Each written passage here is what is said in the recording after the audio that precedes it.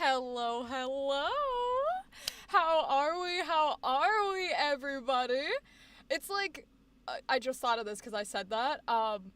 Every time I go to say, like, hello, the classic theater person in me, this is loud as fuck. Hold on, that's gonna annoy the shit out of me. Okay. The classic theater person in me is like, wants to say ladies and gentlemen, and the queer half of me is like, don't say that. And so I always have that moment, I feel like you can tell, where I'm like, hello, people. Because the brain doesn't know what to say. Howdy, howdy, Seven. So I watched the other edit that you sent me. Fire. So good. And then in the, like, minute while it was counting down that you sent me that one, because you sent it to me so fast, I pulled it up and I watched it and I was sitting there like, damn, they popped off. And then it kept going and I was like, damn, they popped off so hard. Oh my God. You had it on fucking standby. Yeah, you did. That one is fire. I love the beat drop. That one's fire. I just do howdy do to all of yous. That's so cute. Wait, that's actually cute as fuck. Oh my God. How about esteemed guest? Ooh, Theta, I like that because it's still like classic and it still feels like butlery, you know? Like, because my idea of it is like the classic suit and tie with the little tailcoats that like butlers wear, and when they go, ladies and gentlemen, that's where it sticks in my brain. So I like esteemed guests because that's still very old-timey with the tray, you know? I like that. I might have to steal that. I mean, thankfully, I have used the word y'all in other contexts. I don't know why, but since, like, the day I was fucking born, I just used y'all. Naturally. That's just kind of how I speak. I'm not Southern. I'm not near the South. Oh, I use y'all. So it's just how it goes. I found out that the way I get better quality on CapCut is I have to actually deal with the lag on my phone. Ew, gross. Phone CapCut? Phone CapCut? Gross. I use CapCut on my computer. Like, I downloaded the program and use it there. The only thing, well, two things. Originally, the only thing that ever made me angry as fuck about CapCut on the computer was I would try, it would work for a long time, and then all of a sudden, it would shorten my videos. So I would upload my 3-hour, 4-hour streams, I'd be fine, I'd make a bunch of clips, everything's cool, and then one day, I would upload one, and it would only do 20 minutes. The file was 3.5 hours. CapCut would only register 20 minutes, ever. And you have to, like, uninstall the whole program and then reinstall to somehow get it to magically work. Drove me fucking crazy. It still does it. Still the worst thing about it. And then recently, it has taken away its library of, like, photos for you to use in your videos. And I was like, bitch, I was using those as background. So now I have to, like, download them separately, which I can do. It's just a little less fun. But the idea that it would cut my 3-hour-long videos and just not have it drove me crazy. Happy to help. Thank you, Theta. I appreciate it. I find it easier on my phone since I screen record for my clips and for my audios. That makes sense. That's why I find it easier for my computer, because I download and I live stream through my computer. It goes up to Twitch, and it's easier to download a 3.5-hour live stream to your computer than it is to your phone. So that makes sense. Yours is easier because you do the majority of the work on your phone, like screen recording clips, screen recording audios, and mine is the opposite. So that makes sense. It's one of those things where, like, CapCut is fine. And it's really the only thing that's, like, free and usable. So that's what I use. There's some things about it that make me want to absolutely jump off a cliff, but the two worlds, yeah. Mobile users and computer users. Oh, did I tell y'all? Wait, did I tell y'all? Rachel lore time. Wow, not even 5 minutes in, and we're gonna Rachel lore time this. So, last week, I live with other people, and, my laptop, as y'all know, gets very hot. He's gonna explode, right? Sometimes he freezes and things go wrong on the stream. I had just lived with it. This is just how he's always been. not always, but for a lot of years, because it's old. It's an old laptop. And so I was just fine with it. I was just like, oh, you can't touch it sometimes. You know, it's whatever. It'll explode one day. Somebody techie saw me with it and was like, can I see that?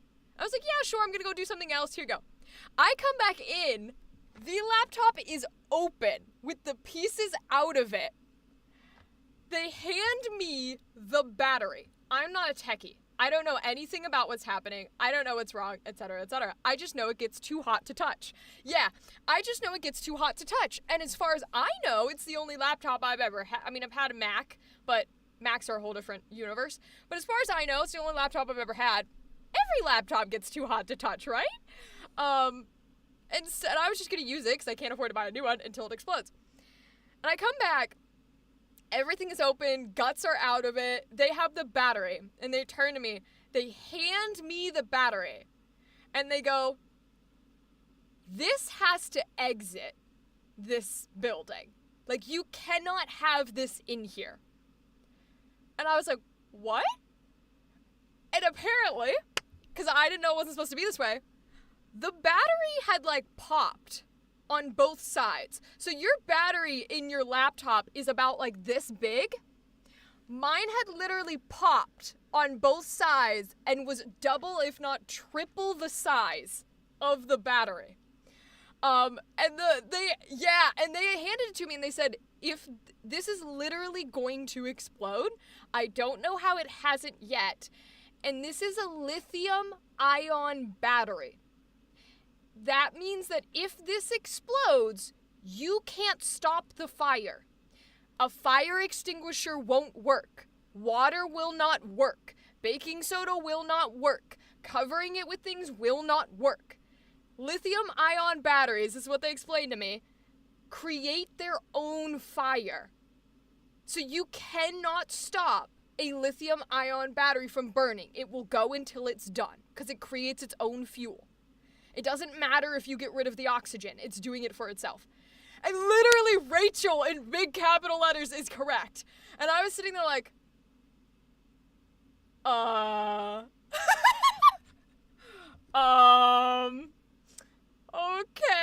How the fuck was your computer alive? I don't know. He's just like me. We work until we collapse. And so, literally, we had to remove the battery from the building, and ordered me a new battery, because quite literally, I was going to burn the house down. That's not even a joke. The lithium-ion battery was so close to exploding, and you can't stop a fire from a lithium-ion battery, that I was going to burn the house down. Let me just see this. Proceed to fucking disassemble the machinery. Exactly. So that was fun. That was fun. I love the predicaments I get into. And mind you, this isn't just, oh, you didn't know anything about computers. Maybe you should have been aware that it was getting too hot, right? Like, you should be able to touch your computer at all times. But whatever, you didn't know anything about computers. No. No benefit of the doubt for me. Let me tell you why. I can't show it to you, but you know how a laptop is like this thick, right? And your battery presumably is like that thick inside? For years, my laptop had a dent in it. And I literally called it, when people would ask me, I said, oh, my laptop popped. To the point where did not look like this. It looked like that. Like, if that's a flat top, it did this. So it wasn't skinny, it was... This is how my laptop looked before he opened up my laptop and took anything. Didn't give it a second thought. I just said, oh, it popped. Must be too hot.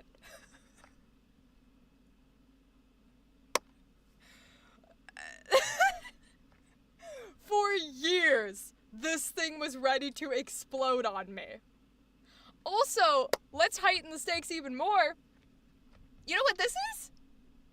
This is foam. Do you know how badly foam burns? Do you understand I'm standing in a box literally contained I am in a container of flammable foam. Streaming at the beginning of my streaming career for 6 hours, 2 days a week, with a computer that was literally going to explode. Not a joke. Literally. I fucking love my life. You could have had your own Fizzaroli moment. Literally, I would have become Fizzaroli. I would have become Cyborg, okay? Like, because this shit was gonna explode and burn this whole box to the ground with me in it. Like, crazy. It was so funny. It was so funny. Oh my god. And like, you can't blame the people around me for not noticing either, because I have the type of neurodivergency where, well, most people do. You know how you cling to a phrase and you start to repeat it? So one of the things that I say a lot is, ironically, I'm going to burn the whole house down. So you can't blame anybody else who lives in this building for not realizing that my computer was literally going to do that, because I say that phrase all of the time. Like, I could leave a candle not burning, just sitting on a countertop, and I'll go, almost burnt the house down. And so they're thinking, oh yeah, it's the thing that she says, whatever. When she says that about her computer, it's whatever. No. For me, it's usually, yippee! Is that like a meme? Is it the yippee voice? I can't hear it to mimic it in my head, but is that where that comes from? Because I think I know where that one's from. I believe it's called echolalia. Thank you, Theta, for technology? No, for terminology. I've heard echolalia before, and I was wondering if that's what it is, because I know there's one that's like repeating in your head, and then there's one that's saying it out loud, and I think echolalia might encompass both of them. I have both anyway, so I guess it doesn't really matter. I can just say it, because it repeats in my head and I say it out loud, so it doesn't really matter. But yeah, I know there's a few terms in there that are like terminology based and fancy, so thank you for that, Theta. I've just never remember them to use. Ironically, I don't remember the terminology. I just remember the phrases, because my brain won't let me forget them. Fun. But yeah, so that was a fun endeavor. The yippee originally came from a little German boy, and then that sound turned into the autism creature's call. Okay, I do know that meme then. I thought it was a meme. There's a lot of like things instinctually that I'll hear, right? And they get the same way that you're saying with the yippee. The yippee just wasn't one for me, but I knew the meme. So that's fire. I love that one's yours. That's adorable. Oh my god. I don't know where Burn the House Down came from. As far as I know, it's not a meme or anything, which clocks. I don't usually get, I don't usually take phrases from internet stuff. My brain doesn't usually latch onto that. It'll latch onto, like, real world things. Like, I say y'all 24/7, right? I use y'all all the time. I don't know where that came from. It's clearly not like a meme, but somewhere, some shape or form in real life, my brain took it. And Burn the House Down has to be from somewhere in real life that it took it. But I know a lot of people, like you're talking about, can do that with, like, internet memes or TikToks or things like that. The only one that's ever, like, kind of pop culture-y, but it wasn't pop culture, it was specifically, like, a nerd thing, was a video game I hate, which is Octopath Traveler. I thought I was going to love it, because that's how it presented, and so I played it, and the character I played the most as, his fucking phrase is stuck in my head. Thank God I don't say it, but anytime someone says the word interesting, in my head, it will say his phrase, which is, an interesting dilemma. And, like, that exact vocal pattern, and I'm like, ugh, I fucking hate this guy. So I don't know why, but that was one of the ones. Fun fact, me and my friends were playing Lethal Company once, and one of them had an echo on their mic For a whole minute, I spent repeating yippee to myself, not knowing it was myself. Oh my God, Seven. Wait, that's so funny. I love that for you. I wish there was clips of that. That's hysterical. Thank you. Apparently echolalia is not an uncommon experience for voice actors. Really? Yo, I had no idea. That's crazy. I mean, I've always been, if I can hear it, I can mimic it. Decently well, unless it's physically something I can't do, right? Like, fucking Keith David. Obviously, I can't get that low. Patrick Page. Obviously, I can't get that low. But I can mimic everything about it that I can physically do if I hear it. It's one of the reasons I like to say I don't sing, or when people send me musical theater auditions, I'm like, I don't generally audition for these because I can't keep the pitch or the tune without hearing somebody else singing where I'm supposed to be at. Because I can match a person's voice. I can't match without anything there. Even the notes, right? The notes aren't a voice, so I need the voice there. Convenience of a plural you. It genuinely is the convenience of a plural you to use y'all. But like, it's not unheard of where I'm at. It's just generally not like, it definitely wasn't used when I was living up in the Northeast. That's not shit they did. But I don't know, somewhere in the mix of everything, it got stuck. I like it though. I actually really like y'all, and I never want it to leave my vocabulary. I really, really like it. It's natural and it's comfortable. And then the other one that I don't use as often, but I do have, came from my grandpa, because he's from he's dead. He is from Ireland. He's from Belfast. And so there were some things that he would say that were like, different from here. And the word we was one that they used a lot. But for me, like, obviously growing up in America, we didn't use to replace little, kind of like they do. But he would say wee little, which is just little. But that's what they did. In his time period in Belfast, you said wee little. And so he'd say wee little a bunch. So I don't say wee little, but you can catch it. If you listen and if we're in the right circumstances, I will say the wee hours of the morning. I will say that without, like, necessarily consciously thinking about it, and I love it because it means that there's a part of him that's still, like, in my conscious brain, and I love it. Patrick Page reminded me of Hell of a Boss, and that reminds me of something that was released today. What got released today? So Vivzy released a drawing of most of the Hell of a Boss characters for Pride Month, showcasing different characters and their sexualities. Best part is Mammon is asexual? Bruh. Actually, that tracks. You know what? It is a surprise, but it also tracks, which I think can be equally existent because people who don't know that I am people will assume that I am a lesbian or I am gay based off being queer.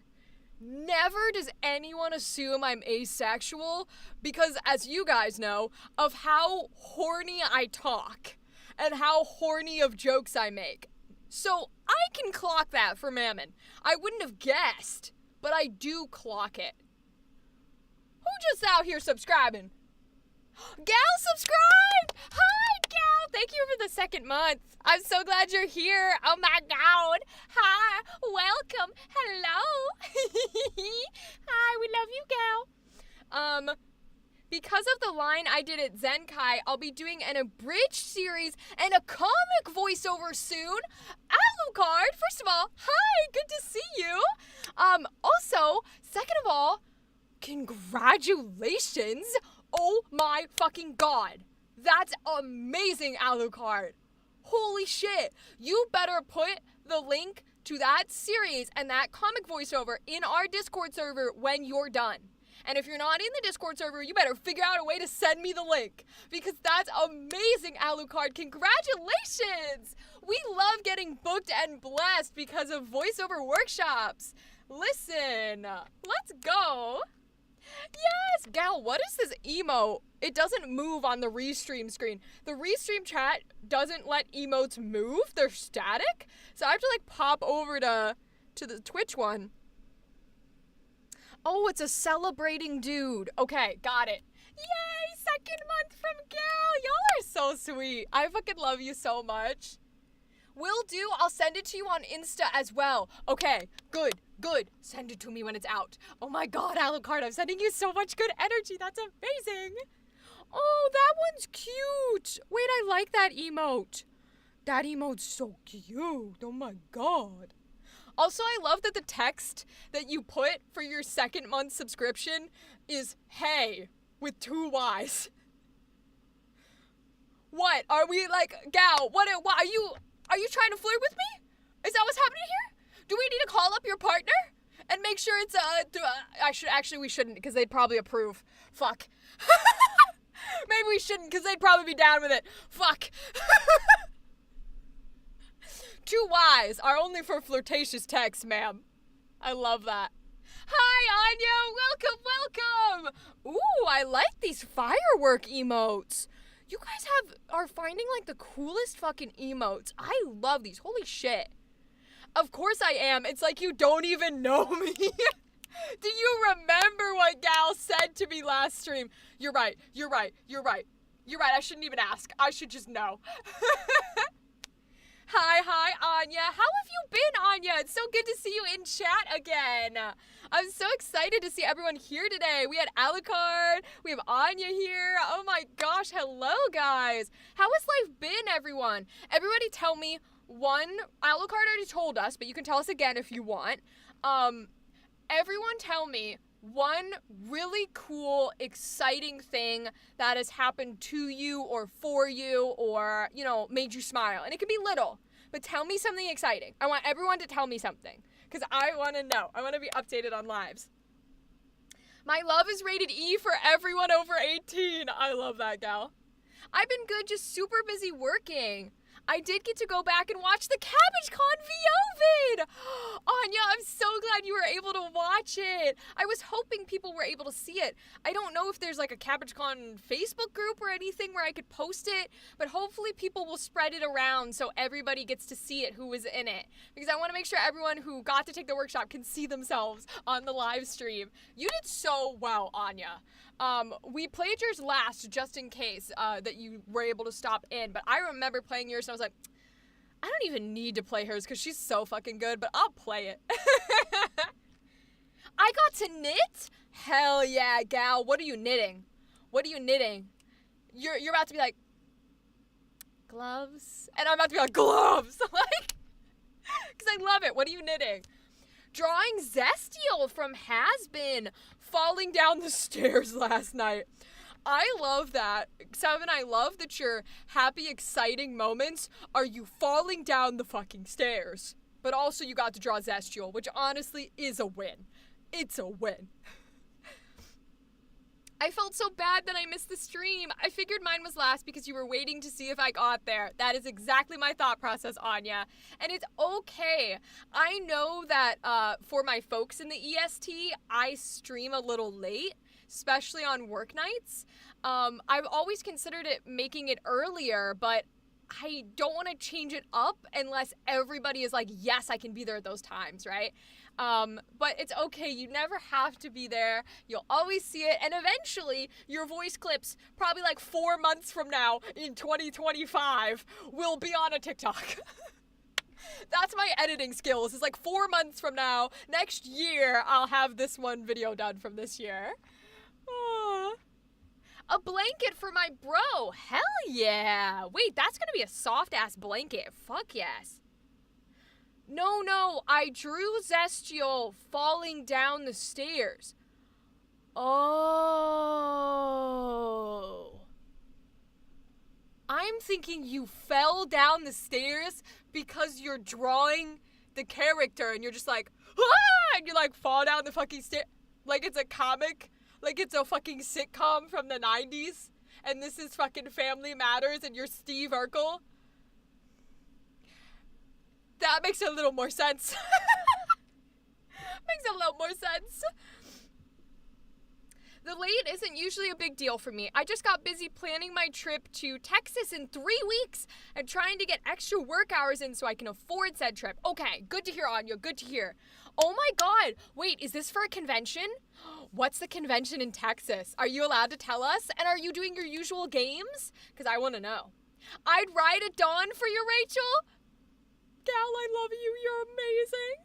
We're going to have an ad break in about a minute. Just fair warning to everybody who's not subscribed. You could always jump on YouTube if you want to hear me talking, but we won't say anything that important. I cannot judge the delays. I still haven't posted the karaoke vids from CabbageCon. I feel that energy. Listen, I'm telling y'all, whenever I get to be able to be an entertainer as a career, the first thing... both you redeeming there goes the joke. Oh my god, go fuck yourselves. The first thing I will pay for when I am able to afford my own life by being an entertainer is an editor. Because I fucking hate editing. God, it drives me crazy. Where was CabbageCon? Ohio. CabbageCon was in Columbus, Ohio, I believe. So that was the opposite direction of y'all at ZenkaiCon. It's probably a decent 8 or so hours from you guys. But Midwest is the easiest for me. Midwest, Northeast territory. I was based out of Philly for a bit, so that's why ZenkaiCon, you know, that kind of jazz.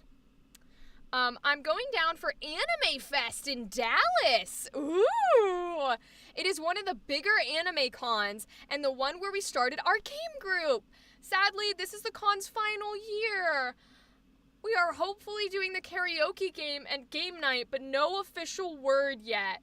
Oh, Anya, I'm sad to hear that it's the last year. I've heard of Anime Fest, and I thought it was huge. Like, I thought it was Wizard World, New York City, San Diego levels of huge. Huge. I keep saying it like fucking Donald Trump. So that's sad. I'm sad that it's the last year, but I am happy that you're able to go, because that is what matters. I'm still based in Philly? Good. Don't worry. We'll be back. Every time I say that, I know I'm not supposed to say that.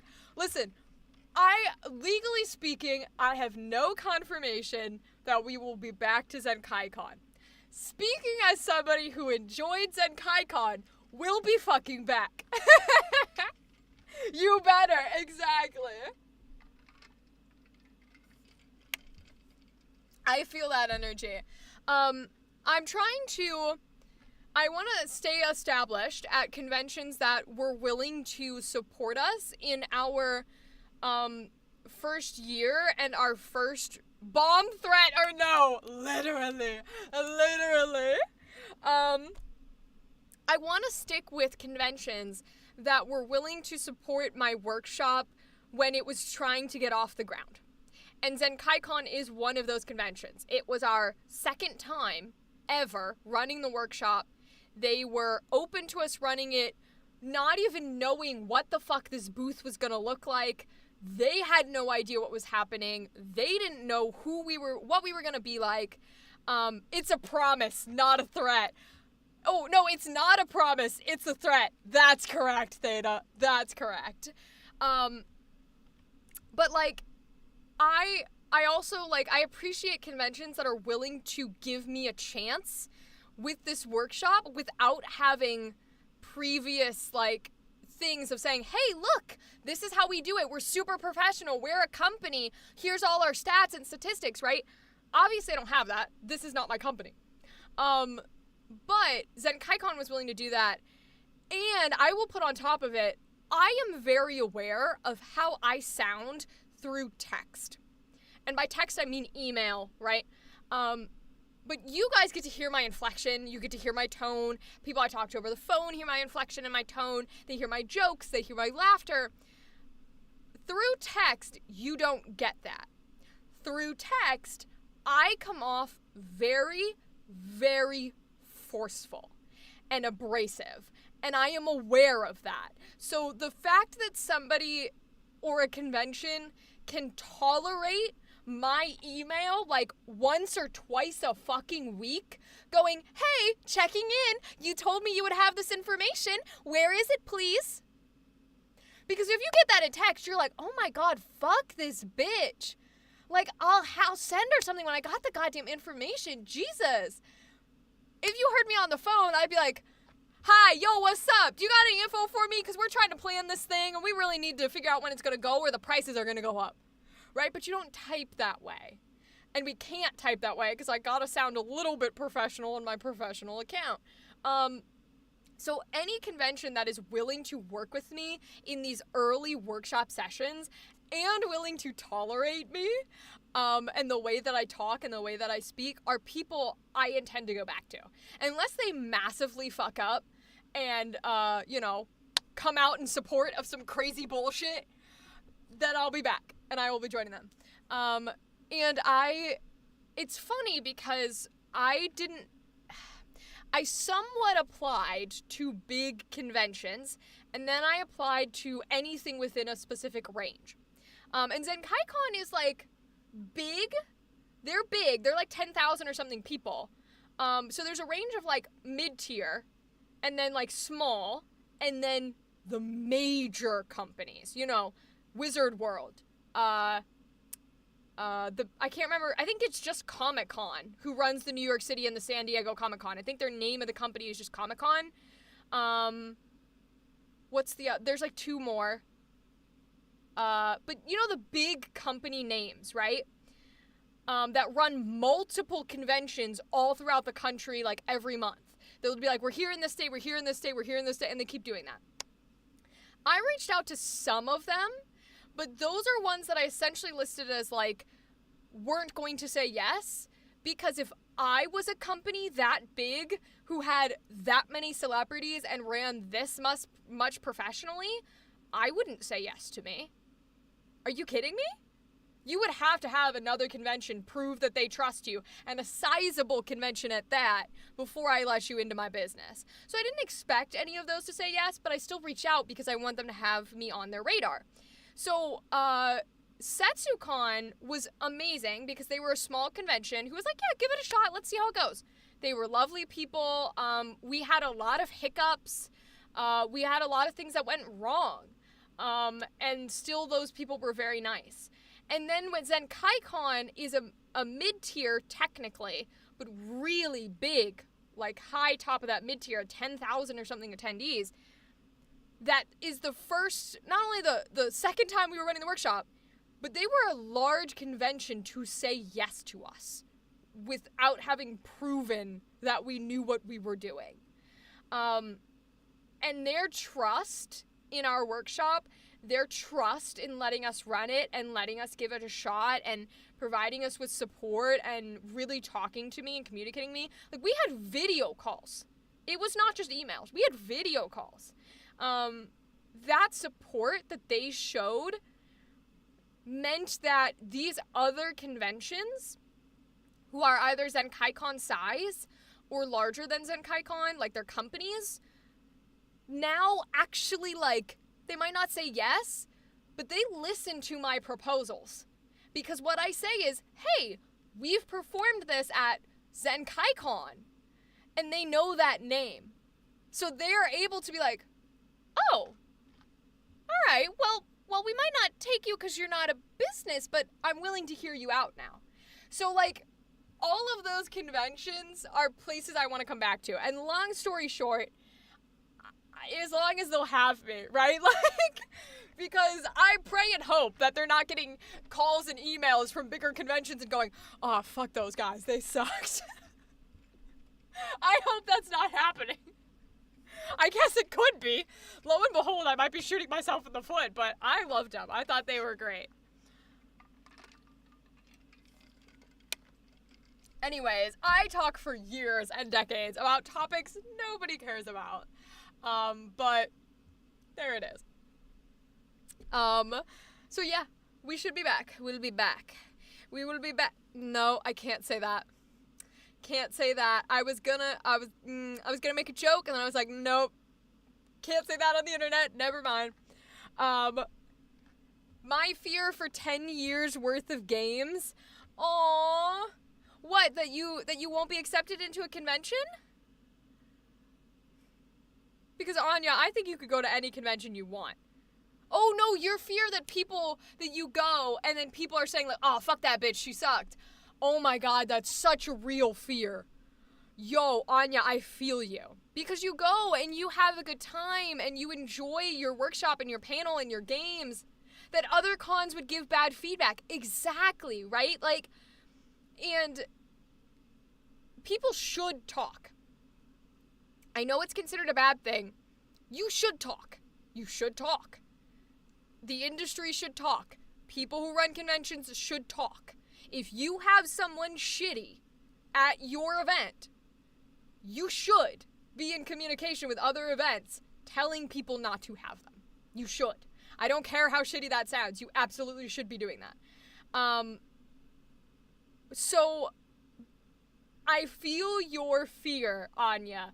Every time I go to a convention, every time I host a workshop and someone gives me a chance, even not for workshops, for like other creators giving me a chance, right? Like when I went on Ava's game show, or this Sunday when I do the one shot for charity with Nerds with Dice, right? I have that internalized fear of, what if everybody's nice and smiles and faces, but the second I go turn around and I'm saying, they were so great to work with, I had a great time, you know, I've been with them before, and then the reference I'm talking to goes to check in and that group is like, ooh, no, ooh.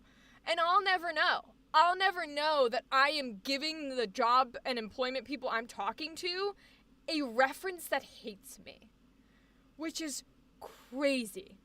And it's okay not to like the way people were or things like that, not to like how they were organized. I don't think there's anything wrong with being like, oh, they seemed like a nice person, I don't think they were quite a fit for us, or they were really nice, their thing was really well held, but they always respond late. So just keep that in mind, right? I think those kind of comments are fine. That's totally okay, right? Like, I expect somebody to be like, oh, she held a great workshop, very professional, but I will tell you, she does like constant communication. So just be prepared that if you don't tell her outright that you don't have the you'll have to give her an exact date that you're gonna have the answers. You can't just say you'll send them when you have them. That would be fine. If someone gave that as feedback for me to someone else who was looking to hire me, I'd be like, yeah, that's true. That is true. That is accurate, and I'm not offended that somebody would say that, and I'm not offended that that might be a reason that somebody else doesn't want to work with me. I'd be sad because I wanted to work with that person, but I'm not offended. You know what I mean? There's a difference between like, oh no, fuck that, oh no, fuck that, but like, oh, but yeah, Anya, I feel your fear. I feel your fear of like, oh, I hope they didn't think I was bad. Oh my god, speaking of which, so I'm going to a convention in July as an attendee, not as a workshop person, to meet some voice actors that I love. Back with Doritos, let's go 7. So I'm going to a convention as an attendee to meet some voice actors that I love, do some things over the weekend, just to enjoy it as like a member for once and not like holding a workshop. And every time I go to meet a voice actor that share with the class 7, literally, every time I go to meet a voice actor or an influencer or a celebrity or whatever, and I go to their autograph, I go to meet them, I go to get pictures. The no with the capital O was hysterical. I am a nervous little wreck, and my anxiety brain will always pick something that it'll latch onto, and it'll go, oh, that person remembers you being awkward like that, so you can never see or talk to them again or talk about this experience because they'll remember. You'll be one of those interactions they talk about in interviews. What was the weirdest interaction you had with a fan? And all that happened is like I accidentally said, they said, hi, how are you? And I accidentally said, oh, hi. And that's all that happened. But my brain will go, they're going to talk about you and remember how awkward and horrible that was. What? Oh my God, you're never going to be able to meet them again. And, like, I met some of my voice actors, I met some voice actors for Yu-Gi-Oh! And I love Yu-Gi-Oh! And I'm not going to say who.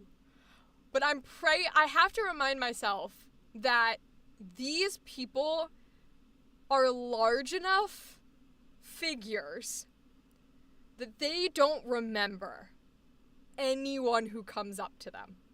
I can't remember people, let alone these people, right? So I have to remind myself that, hey, you did say something weird. You were anxious. You did cry. But they won't remember it. And that's okay. There's no cameras. There's no videos of you fucking up.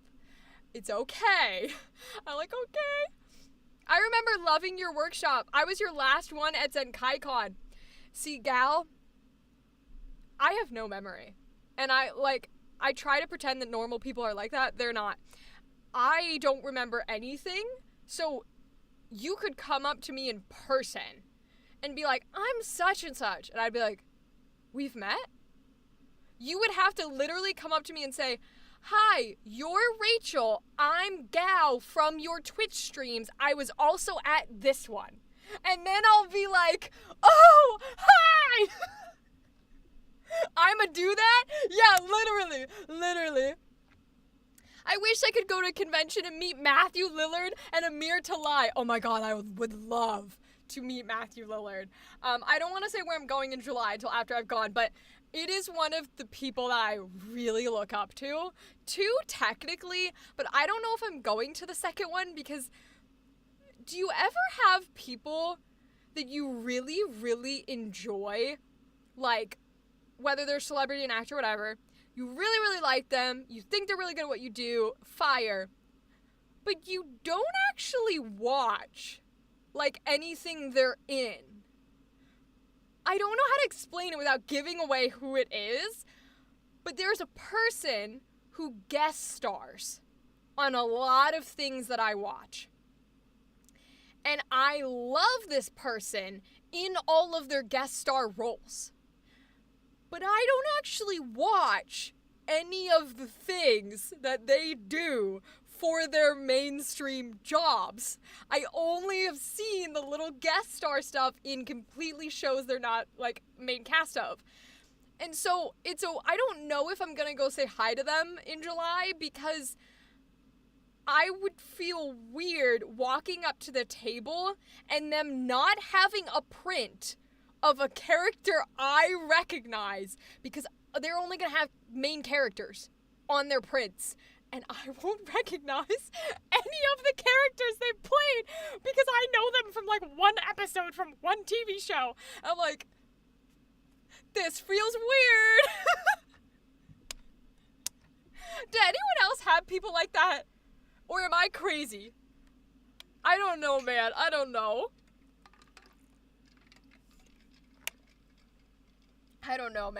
The other one is one of my big people. He has not been a big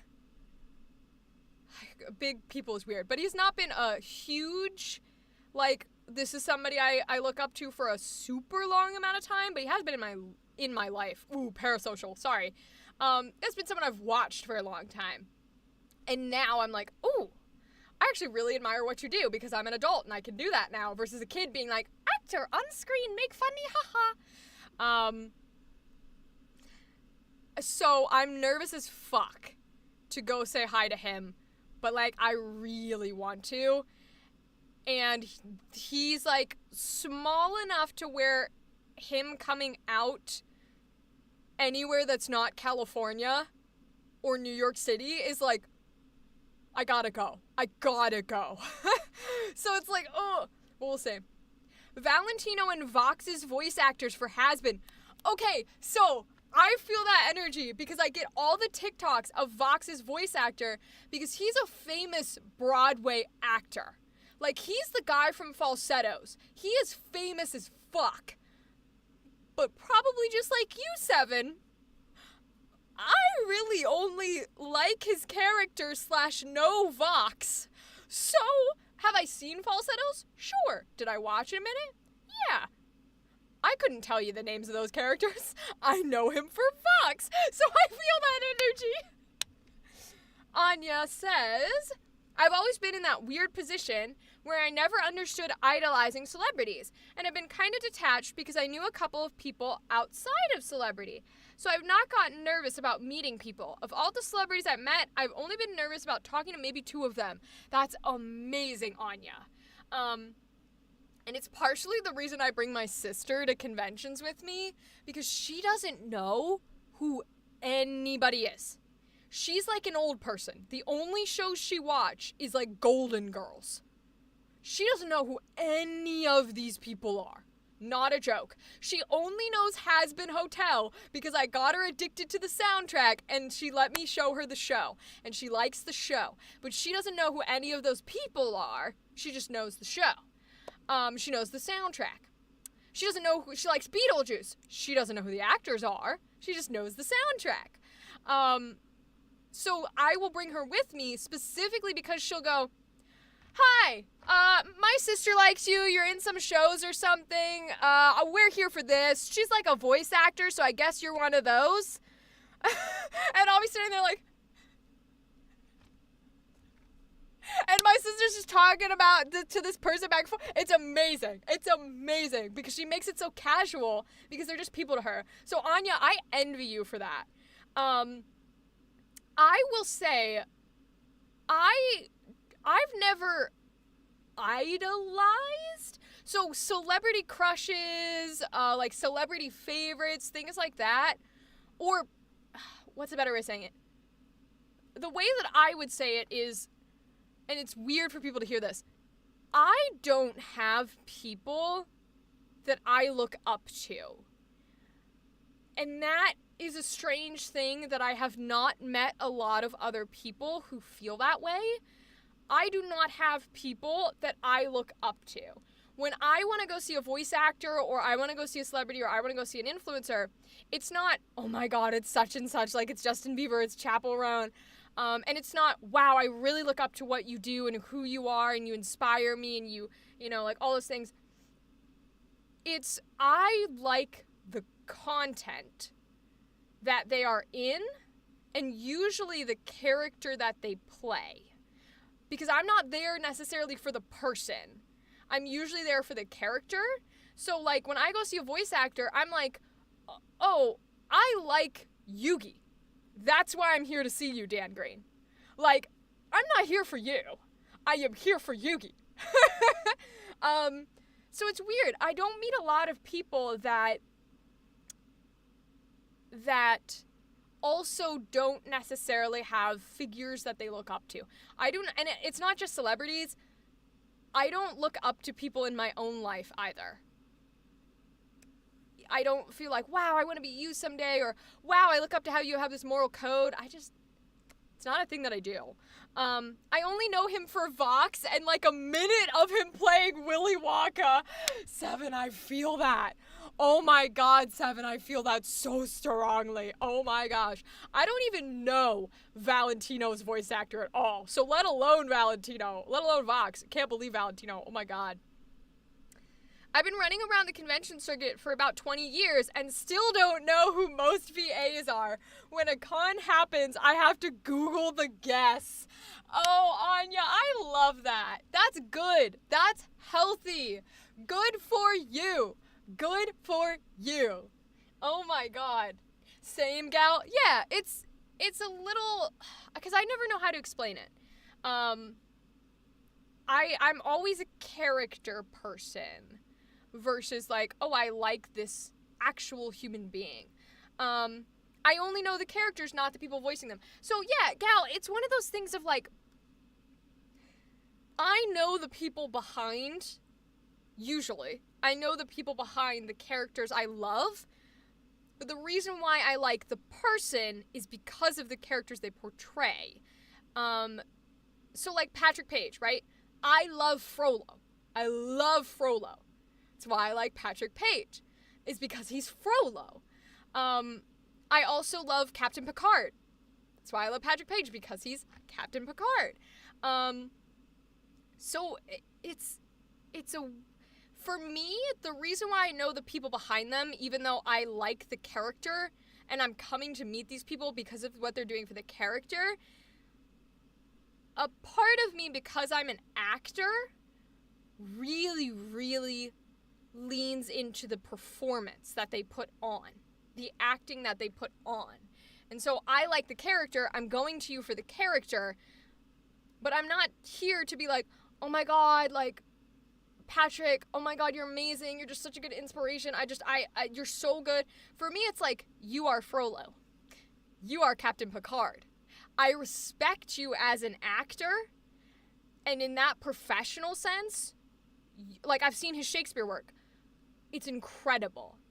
And the fact that you are that good makes me like the characters you portray more. Joel Perez, I think, or something. Yeah, Val is voiced by Joel Perez. Yeah, I have no idea who that is. No idea who that is whatsoever. I went to 3 Supernatural cons with my cousin, who is a big fan. Yeah, I watched Supernatural. I watched it when it was coming out. I didn't finish it, but I watched it.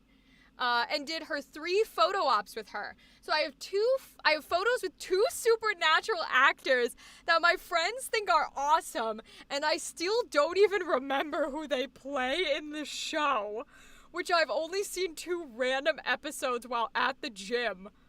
Oh my god, Anya. That's amazing. That's fucking quality. Help, I fucking looked at Joel's Insta because I follow him, and I forgot about the one video where he has Valentino prints and speaks as him, but in the same tone Val used for Charlie to the viewer. Oh no. Oh, 7. Oh no. That's nasty. Oh. I would melt in front of Jean-Luc Picard. Exactly. Right? Like, if I ever get to meet Patrick Page, fingers crossed, knock on all the woods, I will melt because it's Frollo. Like... But to jump back to the photo op thing, Anya, I will say, I refuse to ever do photo ops again. I hate photo ops. Signatures are fine. Taking a selfie picture while getting a signature, fine. Recording a video while getting a signature, fine. I hate photo ops. And it's probably just because I had a bad experience. But I went to go get a photo with one of the twins from Lord of the Rings. One of the guy who plays Merry or Pippin. I don't fucking know which one, because my brain has blocked it out.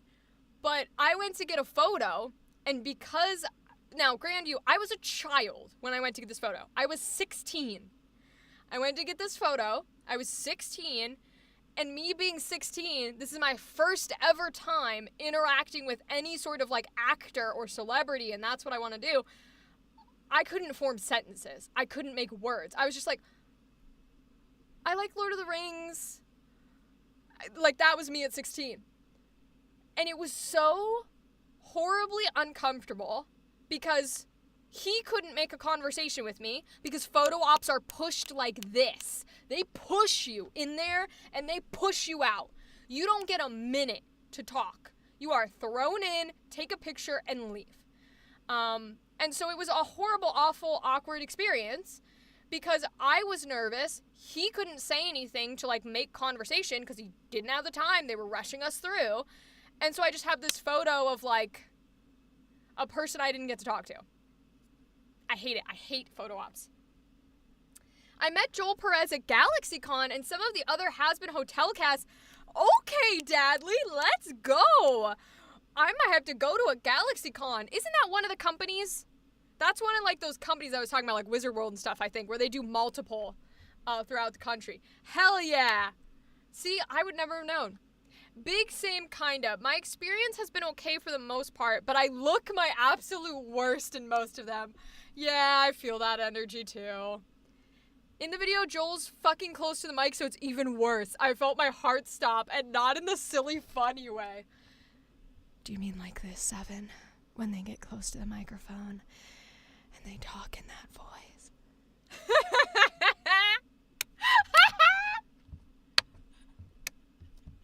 You're welcome.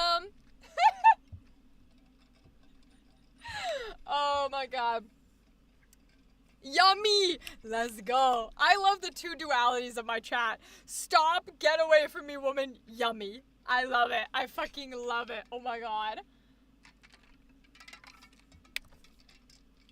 But yeah. Signatures, I'm down for it because you can talk. Photo ops are good for big groups, I think. Yeah, you know, Dadley, I could see that. If you are like, let's say the whole cast, the main character cast is going to be there, because Critical Role does photo ops, and those seem a little bit gentler, and a little bit slower, and a little bit kinder. And I do agree, I think it could work for bigger groups, because you can't have time to talk to everyone because of how big the group is, versus signing tables, you would have to, like, stop and chat and stop and chat and stop and chat and stop and chat. So I could see that. I could see that photo ops for big groups. And especially because if there's like a whole group there and they are doing a signing table, you don't want an individual picture with each actor. You want the entire cast with you in a picture. So then they'd all have to get up while they're dealing with somebody else to go get a picture with you. Yeah, you've got a point there. Gal loves it while I'm over here having a damn bi panic. You're welcome. That's my job, is to make you panic. Exactly. Yeah, Dadley. I think you raise a valid point. I do. 'Cause that makes sense. Logistically, if you have a lot of people, then you have to do that. Yay, another bi, bitch. Let's go. Listen, if you're not queer, why are you here? That's all I have to say. That's all I gotta say, okay?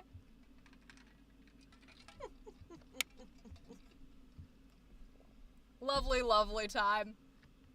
I got my duckies on today. I haven't worn my duckies in a while. But I like wearing them with the Ganondorf shirt because they match the black and white. I like that. I like that they match the black and white. Sorry. Brain is all over the place today. Damn. This is how the world goes, I suppose.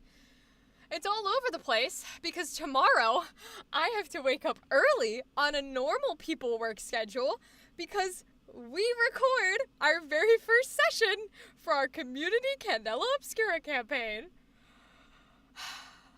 I'm hoping everything goes well. I'm doing every superstition, knocking on all the wood, crossing all the fingers, throwing all the salt over our shoulders. Oh my god, I really want everything to go well tomorrow. I'm like so terrified. Oh my god, I'm not nervous. I am terrified. Oh. I want to go to Anime New York City this year to meet the Critical Role cast, but I don't think I will be able to. Oh, Dadley, I would love to meet them. I'd love to go to Anime New York City too. I've never been there, and I feel like it'd be fun. Have you been to the New York City Anime Comic Con? Or the New York City Comic Con, I guess is what it technically is. Because I haven't been there before, but people tell me it's pretty good. Although they also say it's very crowded, which I don't know if that would be fun. Art Block doesn't want to let me draw. Ideas, please. Ooh. You gotta do something with Valentino. Ooh, draw Gao. Draw what you think Gao looks like. That's what I want. Draw what you think Gao looks like. I want to see your interpretation. I like that, Gao. Good job. Good job answer. I have not. Okay. Yeah, people tell me it's fun, but that it's very packed. Which, aye, Captain, let's go. I'll tell you if you're close or not. Yes! I love this! Yeah, people tell me that, NYCC can be fun. Do you need any hints? No hints. No hints. No hints, gal. None allowed. Not in my house. They must suffer.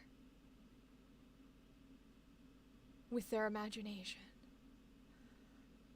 I don't know where I'm going with this. I don't know where I'm going. Oh my god, I was watching a TikTok video. You know those comedians that do crowd work? First of all, if I could make a fucking career doing only crowd work, not actual jokes like stand-up comedians have to do, bro, I'd be rolling in money. But anyways, there was a TikTok video of a comedian doing crowd work, and this person in the front row was doing a wheezing laugh. And so the whole video was talking to them about their laugh and how they're wheezing and laughing. And I was like, yeah, many a time people have heard me laugh and been like, are you okay? And I'm like, this is just how I laugh. I laugh out of breath. And if you get me laughing too much, I literally will not be able to breathe. Like, I will actually asphyxiate myself because I won't be able to breathe. That's what I do is I go, that's just how I laugh. I'm sorry. Sorry, but that's how it works if you get me laughing good. Oh, my Lord. It's gonna be quality. Actually, I'm kind of excited for however you get drawn, gal. I either have a gasp-like laugh or full-on anime Joker hyena cackle. I envy people who that is their, like, natural laugh.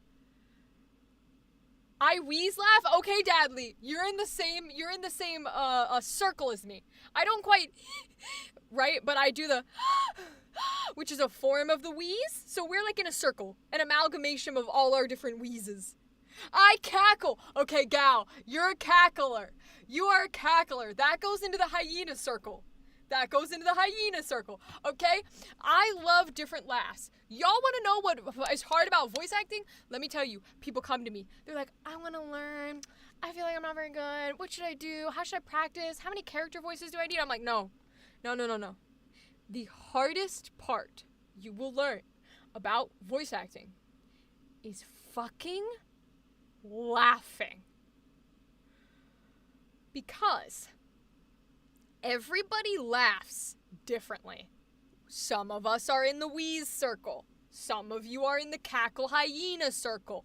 Everybody laughs differently. But you don't want to hear certain people's laughs. When I have a director give me a line that's like, oh, you'll chuckle, I have to go, I don't chuckle, I giggle. I don't naturally chuckle. I'm a giggler. If you want a short one, you're getting a giggle. If you want a long laugh, you're getting a wheeze. So, like, if they don't want a wheeze or a giggle, which, mind you, no one knows the technicalities of this, okay? I swear I'm the only one who writes down terminology for these things. They don't understand my terminology, so they're like, oh, I'm sure it'll be fine. And then I send them my natural giggle and my natural wheeze laugh, and they're like, oh, no, this isn't what we want. We wanted you to laugh. And I was like, and then I have to go back and I have to try every single different possibility of laughing until they get the one that their head thinks is laughing. It sucks balls. It's awful. I hate it when I see laughs in a dialogue. Oh my God. Every time I hear or see wheeze, all that goes off in my head is the wheezer. I don't think I can even do that. I don't know what that is off the top of my head, but that's God tier. I love laughing. Listen, to each their own. I like to laugh, and I love every single person's unique laugh. It just sucks in voice acting because they never know exactly what they want, and then they don't want what you give them. They don't want the way that I laugh. Because when they say chuckle, they mean like, right? That's not my natural chuckle. My natural chuckle is, that's not what they want. They want a loud, like, not the, that's in the giggle territory. They don't want that. Or like if they want pure girly giggles, oh God, help me if they want pure girl giggles. Pure girl giggles are like,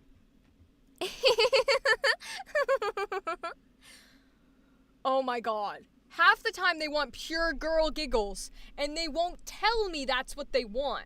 So I give them the and they're like, can you make it longer? I'm like, no, the can't be longer. And they're like, oh, well, we want a long one. I'm like, you want girl giggles. Like, but nobody has terms for these because nobody's ever done it before. They just think that you can read their brain. Different types of laughs are fun to do. Yes, I will give you credit there. They are fun to try different ones. The same way it is fun to try different screams.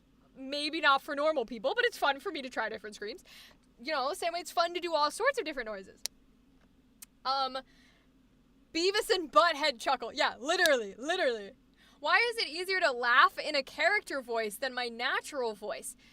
Because your natural voice is tied to your natural reaction. So laughing is not a conscious reaction. It is a subconscious reaction. So you are trying to force a subconscious thing to happen. Giggling or laughing in a character voice is not subconscious, because you won't do that without thinking. You have to think in order to put on the character voice. That's why it's so much harder to laugh in your actual laugh and your actual voice, because it's subconscious and you're trying to force it into the conscious. That's why that's hard. They want a tee-hee-hee. Exactly. Oh my god. You gotta pay me in girly giggles. Literally, Thana. I'm like, do you want the girly giggles? Do you want the big boy laugh? Like, when I natural laugh, I can't laugh for very long because of the way that I laugh. Because the way that I laugh, I do like a, right, and then I leave it all out. I go like a hoo, hoo, hoo, hoo, hoo style of laugh, where it's a bunch of air coming out in little pieces until you're done. But when they want a big, long laugh, I'm like, I actually have to sit down and prepare for this, because that's a lot of air, and like, we gotta laugh, because that's not how people do it. Ooh, that makes sense? Yeah, exactly. And that's what I'm here for, is to help and give knowledge. The drawing's done. 7, put it in that damn dare Discord. Put it in that damn dare Discord. I wanna see it. I wanna fucking see it. I wanna see it in that damn dare Discord. Uh-oh.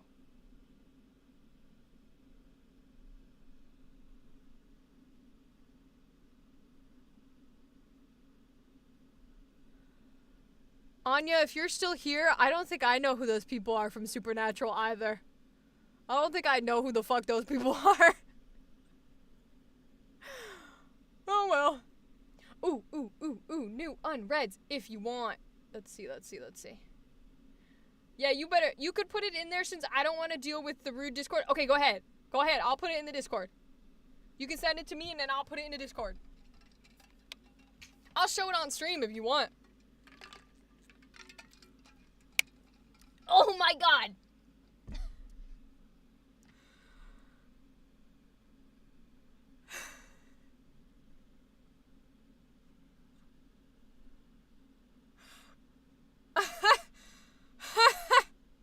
Oh, I'm sharing this on stream. Oh my god. Holy Jesus Christ. Don't send her jack shit. Let me share it on stream. Oh my god. That's amazing. Holy Jesus. Hold on, I'll pull it up. One of them is Rob Benedict, I think. Oh, that name sounds familiar. I never watched Supernatural. Yeah, I watched it, but I didn't finish it. So I really only know the main cast. And my dude was Crowley. Mark Shepard, love that man. He was great. Thank you for this terminology. It's all good. You're welcome. We need Gal to see it. It's Chuck or God. Oh, I remember Chuck. I remember him being God. That was a really cool thing that they definitely didn't steal from the fandom. But it was really cool. Google says he plays God. Yeah, I got you. I remember that. I remember him. I thought it was cool when they put him back in the show and he did end up being God. It was definitely something that they went, ooh, I like this theory from the fans. We're going to use it. So, like, more power to them, because I think it was a good idea. All right, let me minuscule it so people can see it. All right, guys. I'm going to go over to desktop-y mode. Hold on. Because we got to see this drawing. This drawing is fucking wild. This drawing is fucking wild. Oh my god, y'all. This shit's fucking wild. Okay, are you ready? Is everyone ready to see Richard Spike Jr., who plays Gabriel? Oh, I liked Gabriel. I must just not recognize him in the picture. Gabriel was one of my favorites. That dude was fire. Everybody's ready? Cackling like a gremlin? I just hope it says horn dog in fancy font. Oh, gal, you won't be disappointed. You won't be disappointed. Are y'all fucking ready? This is Gal in Town, one of our incredible viewers, drawn by 7, another incredible viewer. Here we go.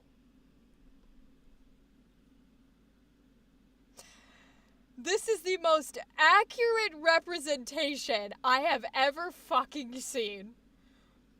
This is incredible. This is absolutely fire. I don't have words for how amazing this drawing is. I fucking love that. Yes, this is amazing. This is Gal to a T. My favorite of the archangels. Yeah, Gabriel was good. Gabriel was good. Yes. Send this to me. I'll put it in the Discord. Are y'all kidding me? This is fire. This is amazing. Where's my artwork section? I know we got an artwork section. There it is. It's gonna be my Discord profile pic. I love this. I love this. Gal as drawn by 7. This is amazing. This is some fire shit. This is the best thing I've ever seen in my life. Get that in HD. Get that shit in HD, bro. That's amazing, y'all. I'm so proud of all of you.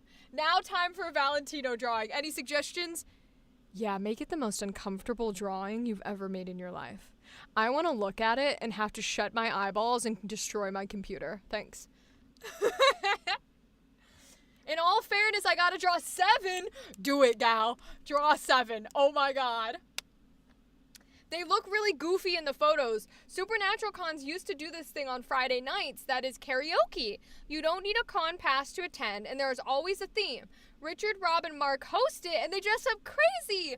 Oh, that's actually really cool. Wait, that's really sweet. I like that a lot. I know that, like, a lot of the Supernatural cast, at least a lot of the non-main cast, was really sweet. So that's awesome that you got to take part in that, though. Like, that's something that you'll have a memory of, and the person you went with will have a memory of. Oh, I love that. I like that a lot. And just in case y'all are wondering what I'm doing and why I'm looking back and forth, I save every fucking drawing you heathens make, and I keep it in a folder. So just in case one day y'all try to pull shit on me and I need blackmail, I got all of it. I keep it. I keep every last piece. Yes, I do. Don't do this to me, Rachel. Too bad. 7. This is what you get. Done? What's done? You already drew 7? There's no way you already drew 7. What, you out here speed drawing? What the fuck? Also, this is all I'm gonna say, because I don't want to spoil it. So, Gal drew us certain sketches. Oh, no, I made it my profile picture. Okay, perfect. Perfect, Gal. I love that. Gal drew us some sketches for the campaign. The players don't even know they're getting physical props tomorrow. So, when they get this is going to be crazy when they get it. Gal drew us some sketches for the campaign that are physically getting handed to the players.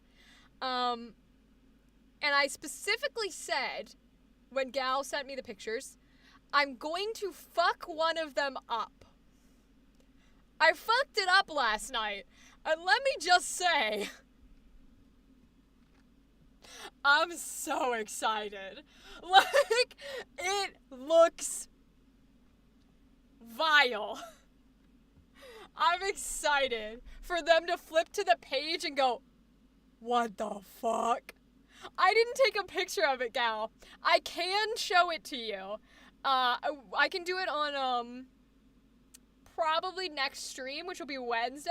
We want to see, okay, next Wednesday, I will show you guys on stream the vile photo, and I'll do spoilers in case people don't want to see it yet. But it is crazy. It's not like, oh, I just thought of a way to make it better. It's not vile as in disgusting. It's vile as in, like, you're flipping through a normal sketchbook, and then you're supposed to come across this image and go, oh, what the fuck? Like, that's what it's supposed to be. What did you miss? Fox Daddy, we've just been chatting the whole night. Burning, tea soaking? So I would like to burn it. My problem is, I don't think I can burn it safely. We've already talked about how I was gonna, literally my computer was going to explode, not a joke. So I don't know that I should handle fire, but I would have liked to burn it. Tea soaking, I considered. I might still tea soak it, but I just realized I have fake blood. I'm about to go add that to it. The whole cast is awesome. I knew nothing much about the show, but I followed Misha Collins because of the charity scavenger hunt he hosted that I did for 10 years. And the other actors got involved a lot. Anya, did you just subscribe? Oh my god, what? Oh, Fox Daddy gifted you a tier. Fox Daddy, thank you for gifting Anya the subscription. I appreciate you. Charlie Sheen, oh no. Thank you, Fox Daddy. That's so nice of you. Yes, I know that Castiel's actor is super, super sweet. You can make small props like little benches and tables with mini Jenga blocks and some paint and glue. Ooh, Dadley, that's a really good idea. I'm going to keep that in mind because that's a very good idea. Fox Daddy, we were just chatting tonight and talking about Comic-Cons and celebrity meetups and voice acting. But we were also, the thing that I was talking about that you jumped into was Seven drew Gal, which was amazing. And so we were talking about drawing things. And Gal drew sketches for our Community Candela Obscura campaign, which we shoot the first episode tomorrow, and I'm terrified out of my mind. But I told Gal ahead of time, I was like, hey, I'm gonna fuck one of these up. And so I fucked one of them up, and next Wednesday I will show you guys, because next Wednesday's gonna be our next stream. But it looks creepy. Rachel, just so you know, I am drawing that Valentino sketch. Fuck it. Do it, Seven. Do it. Oh my god, please. The main cast of Spy Family was at SoonerCon. Did you get to say hi? They seem really cool. I gotta watch Spy Family, but comedy is not my thing, so I gotta, like, take it in stride. But that's fire. I love seeing people at convention. It's so nice. It's, like, super, super sweet, and I love that. But yeah, I will show it to you guys. I think I'm gonna add fake blood to it. I'm hoping it won't stain the other pages, but, like, what the effect that I want is they find it, I whip it out from under the table, and they're like, oh, and then I give it to them, and I don't say anything. I just go, you find a sketchbook, right? I whip it out, they're like, oh, fuck, physical props.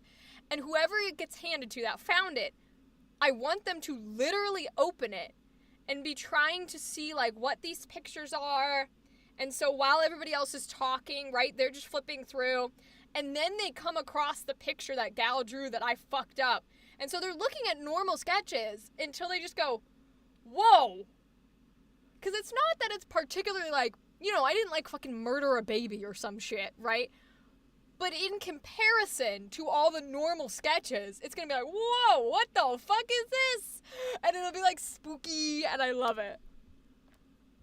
Spy Family is cute. Oh, okay, good. I know people say it's good, so I gotta watch it. I didn't speak to any of them, unfortunately. That's okay, Fox Daddy. You had your hands full. You were interviewing people and hosting panels. That's so cool. That is fire. Are you kidding? Oh my god. You had your hands full. It is okay. Yeah. But, like, that's kind of the hope. They do have other physical props, but they're not nearly as cool as those sketches. They are not nearly as cool. The only thing that I have had to, because, you know, I have to remind myself, I'm a perfectionist. I like things to be really cool and all that kind of jazz. I have to remind myself that, hey, we're not Dimension 20. We're not Critical Role. We are not insert podcast here. This is like, we're sitting on plastic chairs and we barely have a table. Calm down, it doesn't need to be perfect. Because the only thing I haven't figured out that was a little bumming is most things will put on music in the background. I really don't want to. And every podcast is like, well, music, especially with horror games, can help keep the environment. It can help keep your players serious. It can help keep the mood. And I'm like, I understand that. And I think it would help. And I think all those things are true. But I don't know that we have the technical capability for me to play music in the space and, like, have everybody's speaking audio be clear. So that's the only thing where I'm like, the players are gonna have to deal with no music.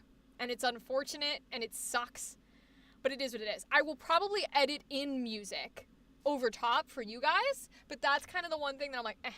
And then the other thing is, I have these really cool lights. I have sound reactive lights. They don't have a remote. So, to turn them on and to turn them off, I have to actually get up and leave the table and walk over and then sit back down and sit on the table. So that's the other thing that I'm cutting from the episode. You guys are not fucking seeing that. I don't care what you want. But I'm going to tell my players, I'm going to be like, hey, there's just going to be a little moment where I have to, like, break immersion for a second and go turn off the lights. Because if we leave them on when there's no music, they will react to our voices and they'll literally flash. Like, they could give someone a seizure. So I was like, just a little bit of de-immersion. Just roll with me. I haven't seen the anime, but I read the manga. Oh, okay, Fox Daddy. Rachel, I'm immediately regretting my decision, but fuck it, we ball. Good. If you're not regretting the decision, then you are not drawing it correctly. And that's the truth. I just recorded something cool that I can't talk about yet. Fox Daddy, that's the best kind. Oh my gosh, Fox Daddy, I'm so excited for you. When applying fake blood to a page, put some cardstock between the pages until it dries to avoid staining. Oh, thank you, Dadley. Wait, I would not have known to do that. Oh my goodness, that's going to be a good help because then it won't stain, it won't bleed into the other pages. Thank you. Thank you for that information. Hi. Don't get close. Why, Seven? Do you not like it when I'm this close to your ear? Do you not like it when I breathe in your ear? You're welcome. Thank you, Dadley. No, period. I'm having a blast doodling 7. Yay! Gal, when you're done, you'll have to send it because I would love to see it. And I'll show it and we'll put it in the Discord. Oh my god, I love that.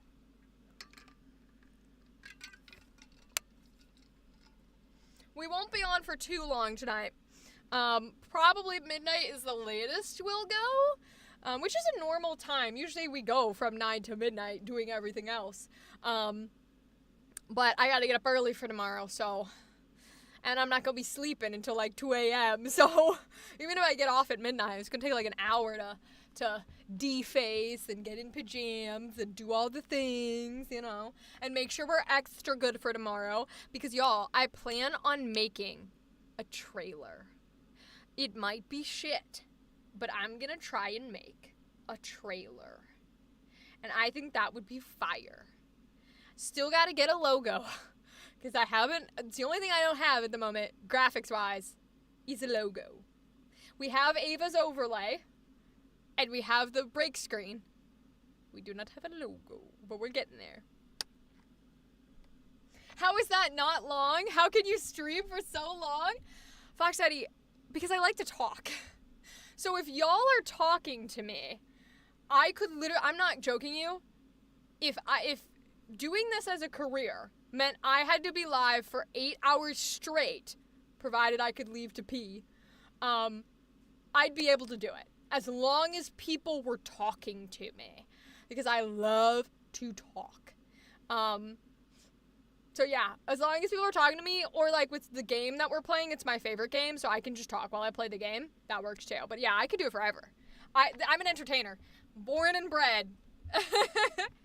Fiverr's a good way to find a logo? Okay, I'll look into that. Any logo ideas? Yes, Dadley. So I know what I want. I want the name of the circle. Ooh, I don't know if I want to spoil the name of the circle. Oh, shoot. Okay, so here's what I'll say. I know what I want. It is the name of the circle, and then the thing that is inside the name of the circle is like in the center. And then there's a circle around that thing, and then name of circle. Circle of the blank, blank, blank. That's what I want, but I don't want to spoil it. I don't want to say it out loud. I don't want to spoil it before you guys see a trailer. Because you guys picked it. So, you guys made a whole list when we were working on the campaign. You guys made a list of circle names, and they picked one from it. So I don't want to spoil which one they picked from your list. I hate this Valentino drawing. Good. Make it awful. Make it horrid. Make it so bad that you are like those people who get paid thousands of dollars to draw the worst smut on the planet. Those people are fire. Cool? Yeah, I think it'll look cool. Even if I have to draw it and it's just basic and simple, or if I have to go like get free clip art off the internet, I'll do it. It might not look like the most professional, but at least it will be done. And then at some point, I will write the voiceover for the trailer, which we know it's about like time and memory, and I have intros written, which I'm very excited about, and they're timed to music, and I'm so excited for tomorrow.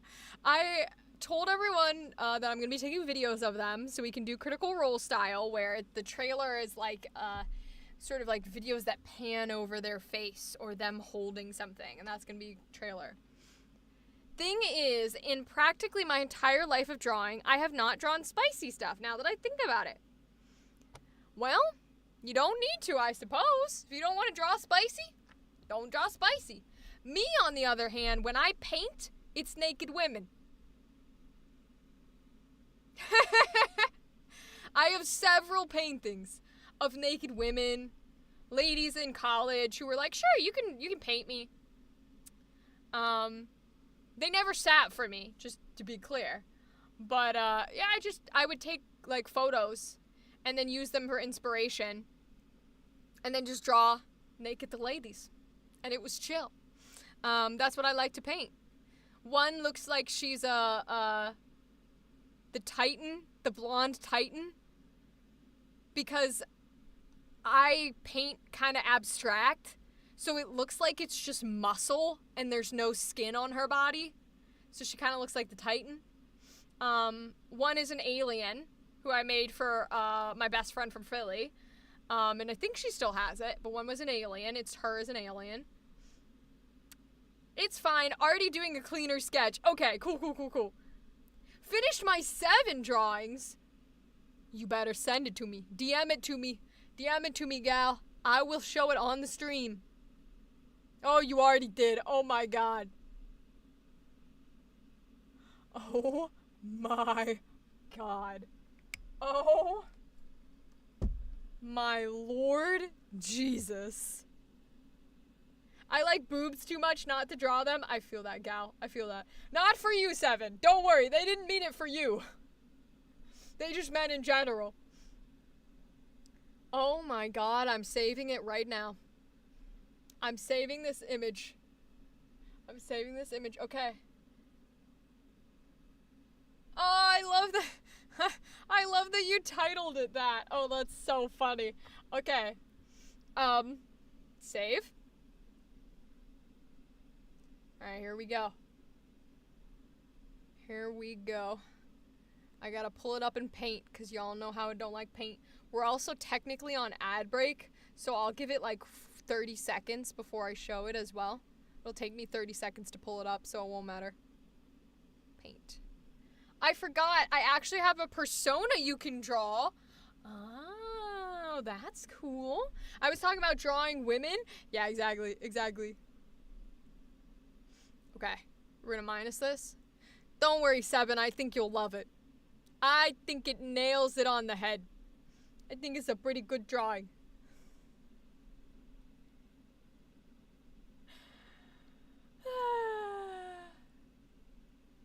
I was so fucking excited. I love y'all so much. Oh my god. Oh my god, this is a fire.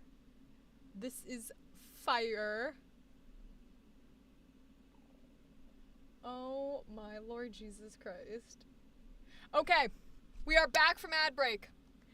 Is everyone ready to see Gal's drawing of 7? First, we had 7 speed bumps. A viewer in our community draw another viewer, Gal in town, and it looked amazing. Now, we have Gal in town drawing 7 speed bumps. Here we go. Dun dun dun dun dun dun dun dun dun dun dun dun dun dun dun dun dun dun dun dun. This is so good. If you can't read it, it says, I'm just gonna hug this and pretend Gal don't exist. For those who are curious, 7 has a body pillow-sized baguette. That's what the pillow looks like, I swear. This is amazing. This is amazing. Oh my god. This is fire. You guys are fire. I am saving this. This picture is going in our records, y'all. It's going in our records. Just more orange, but still close. I don't know what you're talking about. I'm pretty sure you need to check your house for cameras because Gal got it pretty spot on. That's amazing, y'all. Oh my god. That's such fire. Holy shit. I'll post it in the Discord. Here we go. 7 as drawn by Gal. I love it so much. There we go. Beautiful. Beautiful. We'll go ahead and copy and paste that into our folder. Paste. Nice. Extra nice. I love that. Got the Candela dice critical role cells? Dadley, no way. Wait, Dadley, they had 2 kinds. Did you get the original set that they sold when it first got released? Or did you get the new one that's I don't know, gold or bronze or something? Personally, I kind of like the original set better. I think the colors are cooler.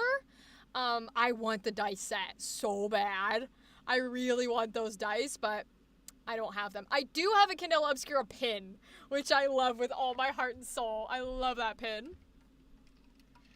Trying to find the orangey brown color is hard, and I'm lazy. Valid. Valid.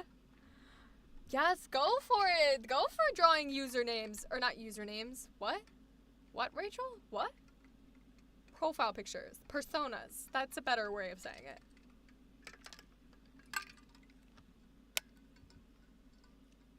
Yeah, Discord's funky wonky for 7. It does some weird shit. And we want it to explode and die, but that is just the way that the world works. You know what? I'm gonna open some fruity snacks. I actually kind of want these. I feel like it's time. What's the temperature in here? Oh! That's why I want fruit snacks, because it's hot. I want to munch when it's that hot. I feel like I shouldn't show you guys that temperature, because might be a little upset with me. And the fan's on, I swear. I don't have it on all the way. But it's on. I don't know, man. I'm built for the heat. Oh. Gummies aren't. They're melting. We got a blueberry. It's not gonna focus because I don't have autofocus on, so I'll hold it right there. We got a blueberry. That's the best kind. Welch's. Welch's? Welch's. Do me a favor. Make a pack with only blueberries. And if you do that, sponsor me, and I will literally, like, I'll just fucking promote them till the day I die. A pack of just blueberries. Please, I will promote them. They're the best flavor. Thank you. I love them. Oh my god. Breaking the no snack rules. Yeah. I was asking if you got the dice. I don't have them, unfortunately, even though I'm a dice goblin. Dadly, unfortunately, I didn't buy them.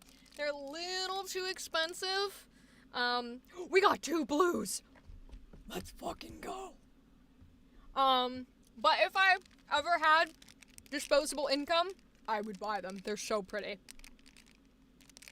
It has been miserable hot here. I've been all kinds of sick all week. New York lied. Oh, Anya. Oh, no. I hope you feel better. That's awful.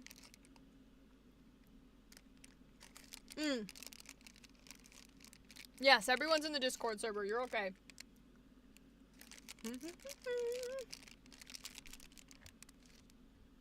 Oh my goodness, they're melting.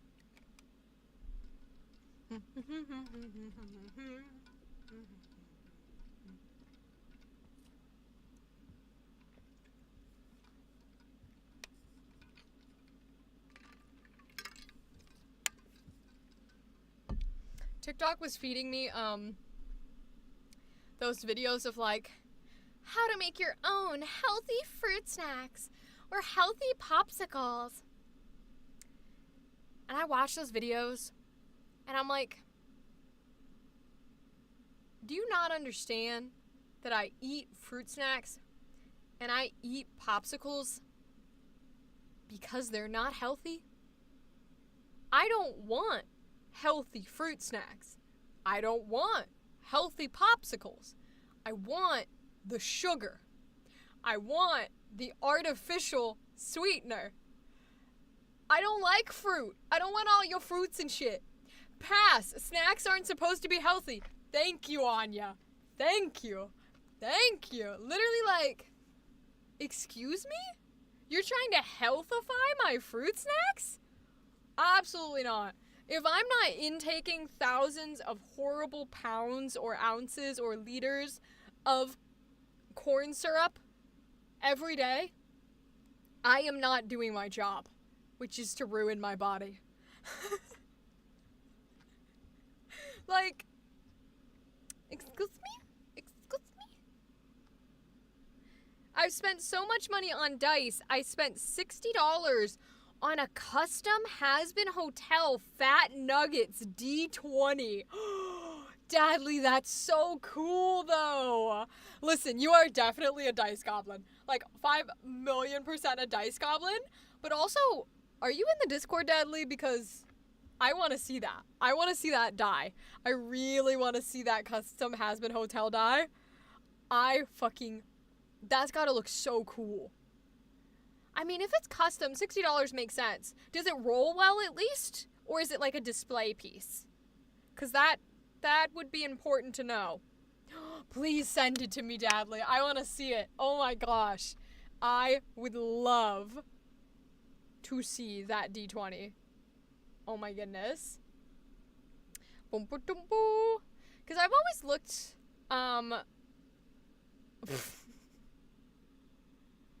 sorry, I'm just casually looking through Summit and Gal's whole conversation on here. I'm like, oh my god. Get a room. It rolls alright? Okay. Alright is fine. As long as it doesn't roll bad, then you're fine. You don't want it to be rolling bad, because rolling bad would suck. And that's just... Because then you also feel like... Oh my god. Oh my lord. I'm not even gonna read these out loud. I swear to god. But yeah, as long as it rolls okay, right? Because when it rolls bad, you feel bad. Because then you're like, oh, this is a really cool dice, and I want to use it because it's cool, and I paid money for it, but it rolls like shit. On the bright side, for me at least, I've never rolled well with any dice. The only time I've ever had okay rolls is actually with like a digital system. If I have digital dice, I roll fine. But any physical dice, I have never, ever, ever rolled well. It doesn't matter what they are. So it's okay if cool dice I get roll bad, because every dice I use rolls bad. Ooh, okay. Whoa! That looks so cool! Oh, he's so cute! Oh my gosh. Dadley, he's so cute. That's really cool how they got it so clear, too, so that you can see the head inside. Wow. It really is the cutest dice. Oh my gosh. Wow, that's very clear. I'm always concerned with, like, castings and stuff, because I do a little bit of resin for fun. And I'm always concerned with clear castings, because when I put something in it, you know, you want it to be seen. And the worst thing that could happen is that the clear is not clear enough to be able to see the thing inside. But that one's nice. You can really see that. That's cool. I love that. Aww. I love that. I like resin. I like resin a lot. I do a decent amount of resin for fun, and it's very calming to be able to create cool things. The thing with resin is I like weird shit. So I want to have molds that are weird as fuck, and then I put other things in them that are also weird. That said, I like glitter. So I have a lot of things that are like cutesy, because I'm like, if most people want cutesy things, I can make cutesy things. But also sometimes I just want a mold of like fingers and skulls and things that aren't like cutesy, so I can just fuck around with it. I think it'd be fun. I have this gigantic heart mold, but unfortunately it's huge, which means it takes a lot of resin, and resin is expensive. And I use epoxy, so it's not like UV, put it under light, call it a day. It's big boy resin. But I really want to take it and put like a light in it and some like fake blood looking in it, and like swirl it around and try and make like lighted, because I have lighted cord. So I want to go across where the veins are and put lighted cord in it to make the veins look like they're lighting up. And then cast it, and then it'd be like big. It's like big. I think that'd be really cool. Made by Dice Wench on Insta. Well, Dice Wench, you did a good job with Dadley's dice. They're amazing. I just got some fun new molds. I'm excited to start making stuff with them for my shop. Yes, Anya, what molds did you get? What molds did you get, and where do you get them? Because I'm always curious about where people are getting the cool molds. And half the time it's Amazon. And I'm like, how did you find that on Amazon? I never get sent that stuff.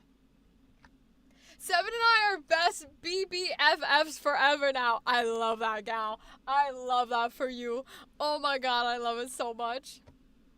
I have resin, but I've not used it yet. It's a lot of fun, Dadley. Once you really, like, know what you're doing, and you don't have to be able to do it. When I say know what you're doing, you don't necessarily need to be able to do it well. Like, I don't use a heat gun or a blowtorch to get rid of bubbles. I just leave the bubbles. They're just a sign of, you know, like, craft stuff. I'm not trying to sell my things, although it'd be cool if someone wanted something custom. So I don't, like, do all of that extra work. I just play. And it's a lot of fun to play. Unfortunately, it's expensive to play, but it's fun. It's really fun. And they also work well for, like, Christmas gifts and stuff, which is cool. Etsy has good molds, too. Ooh. Okay.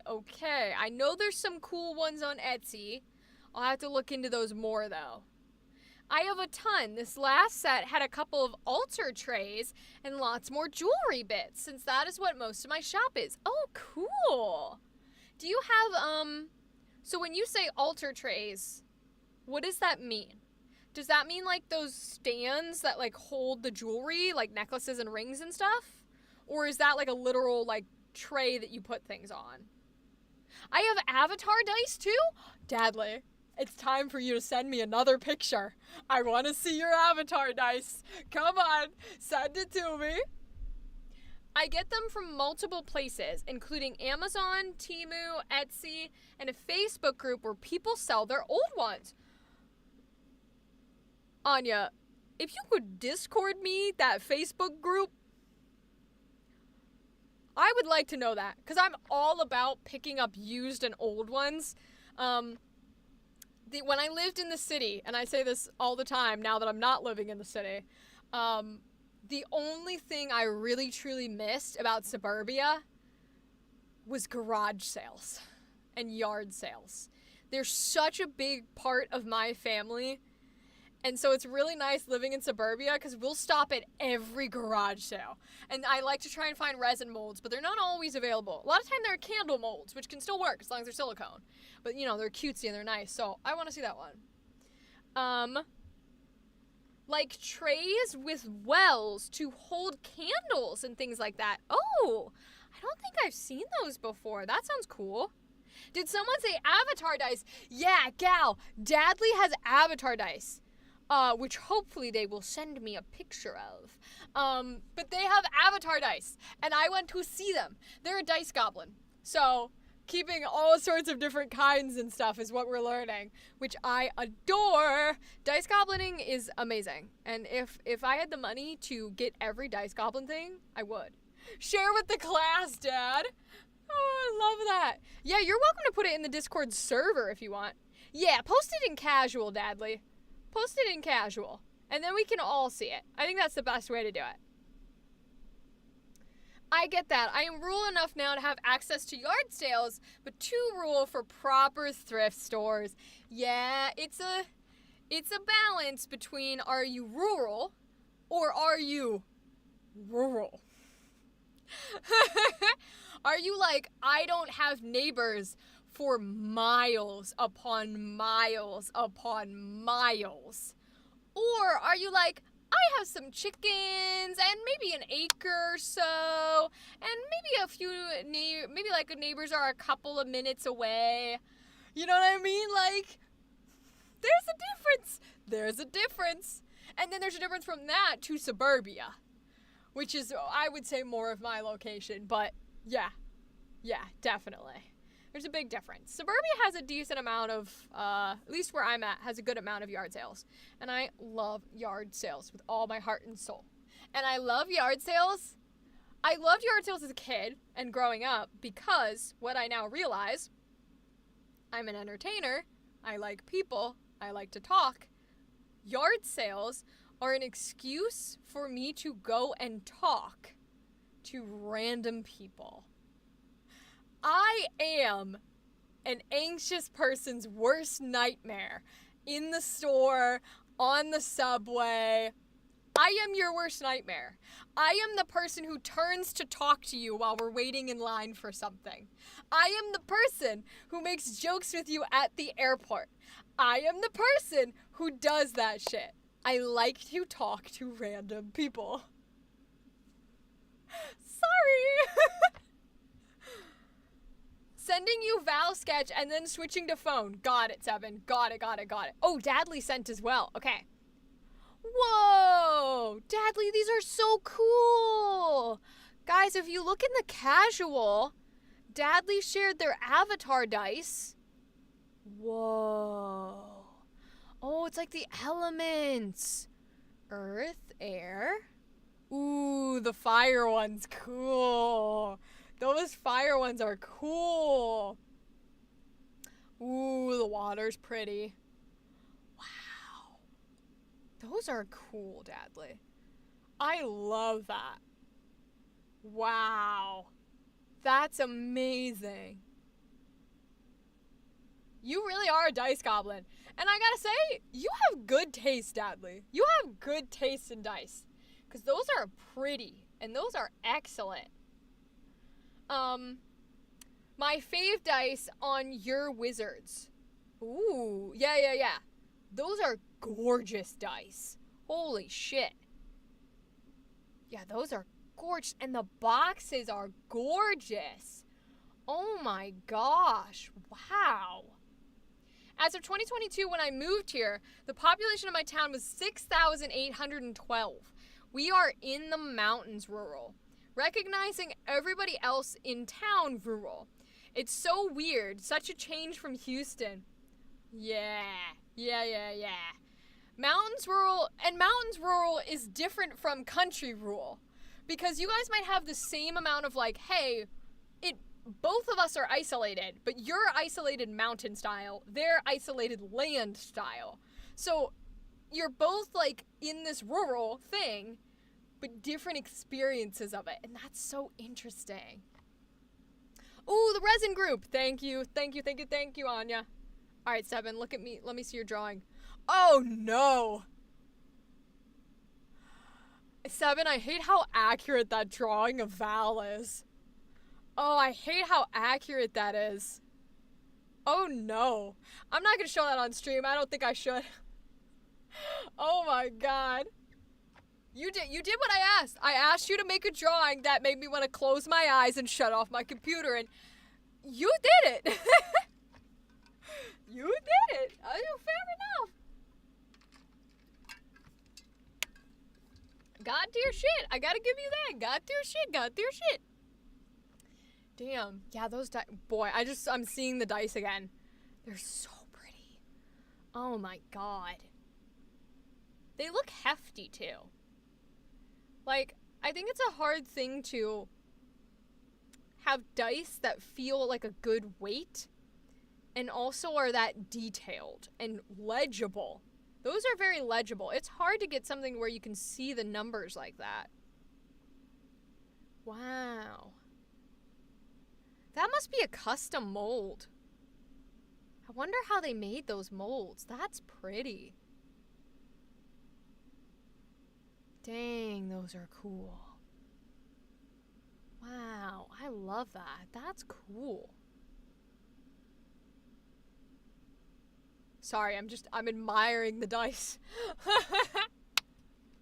The dice goblin in me, the artist in me is like, damn, I wish I could do that. I can't, but that's cool. $60 sets. Yeah, I can see that. Honestly, if they made their own mold, that's still cheap. Wow.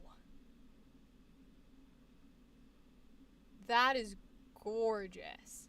That's worth that price. That's definitely worth that price. That's very, very pretty. Wow. I would not be using those. I'd be like putting them on a shelf for display. Oh my God, bro. Oh my God. That's crazy. That's crazy.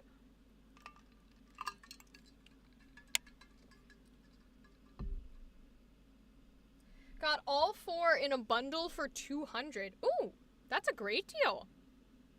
60 a piece, so 60 times 4 would have been $240. Yeah, you got a good $40 off. That is a great deal. Holy shit. That's a good chunk of money off. Damn. Well, that artist is awesome. That artist is really cool. Did you get them at a convention? Like, did you see... Agreed, yeah.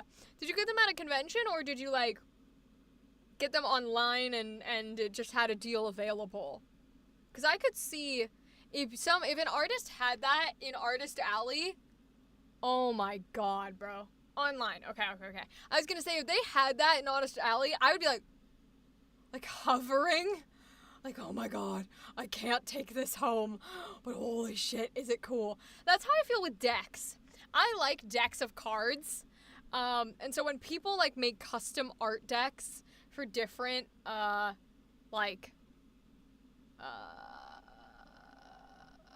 can't I think of the word? Fandoms? Different shows? You guys know what I'm trying to say. When they make custom art decks for different shows, and they display them at their booth at anime conventions, I'm like, no, I didn't plan on spending this much. I can't buy it. But it's so pretty. It's so pretty. And, like, I display some things, but I also am somebody who likes to use stuff. And so with the dice, I feel like but see, I would do the same thing with the cards. I vary between the getting something that is so pretty that I wouldn't want to use versus getting something that is pretty, but I would still be okay using it. Sometimes I feel that way with cards, and sometimes I feel that way with dice, because you're like, whoo, whoo, whoo, with the dice. But with cards, you're doing that too. Cards is probably worse, because you're literally, people will bend them backwards, they'll flip sides, they'll scrunch them, they'll throw them. So, like, I would want to play with cards and play with dice. So they have to be pretty, but also I want to get use out of them. I don't know. It's a weird balance. Artist Alley hates my wallet. Yeah, I know that pain. Yup. You know what's funny too? So I have I'll come back from a convention, and I really only get things if I'm like, ooh, this really strikes me. So I'll come back with a convention, and I came back from my last convention with magnets. Came back with magnets. And I have never seen, and someone in Artist Alley, or really most artists, selling magnets. That was really cool to me, because magnets are something I love because they're really easy. Just throw all of them on your fridge. I love them. Magnets and enamel pins, like where you can feel the texture. Those are my shit. Oh, above those though, acrylic standees. I love acrylic standees. But you have to be able to see through both sides. I don't like one-sided acrylic standees, but I love acrylic standees. But these people were selling magnets, and I have never seen magnets before. And I was like, that's simple, that's easy, it's cool. So I bought them. I have a niece who is 6 now, but she's an only child. And so she's kind of going through that phase of like, everything is mine, because she doesn't have to share. So I come home with these magnets. She has no idea what it is. But I'll come home, every time I come home with something new, I'll have magnets, I'll put them on my fridge. She'll see that there's something new on my fridge, she goes, I like this one. And then she'll sit and she'll wait for me to tell her I can go put it on her fridge. And of course, every time I'm like, do you want to put that one on your fridge? She's like, yeah. And she goes and she puts it on her fridge.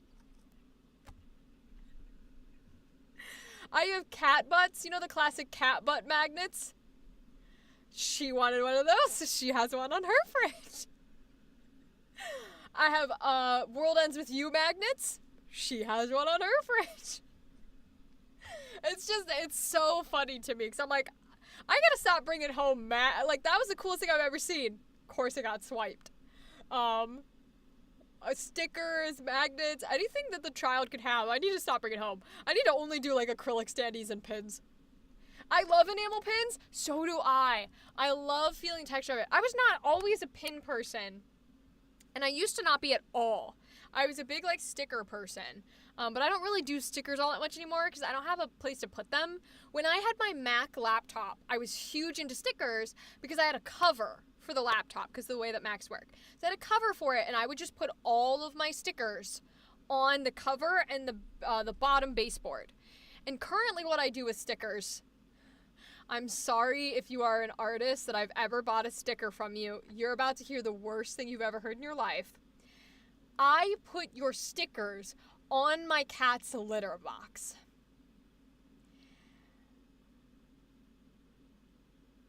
Sorry.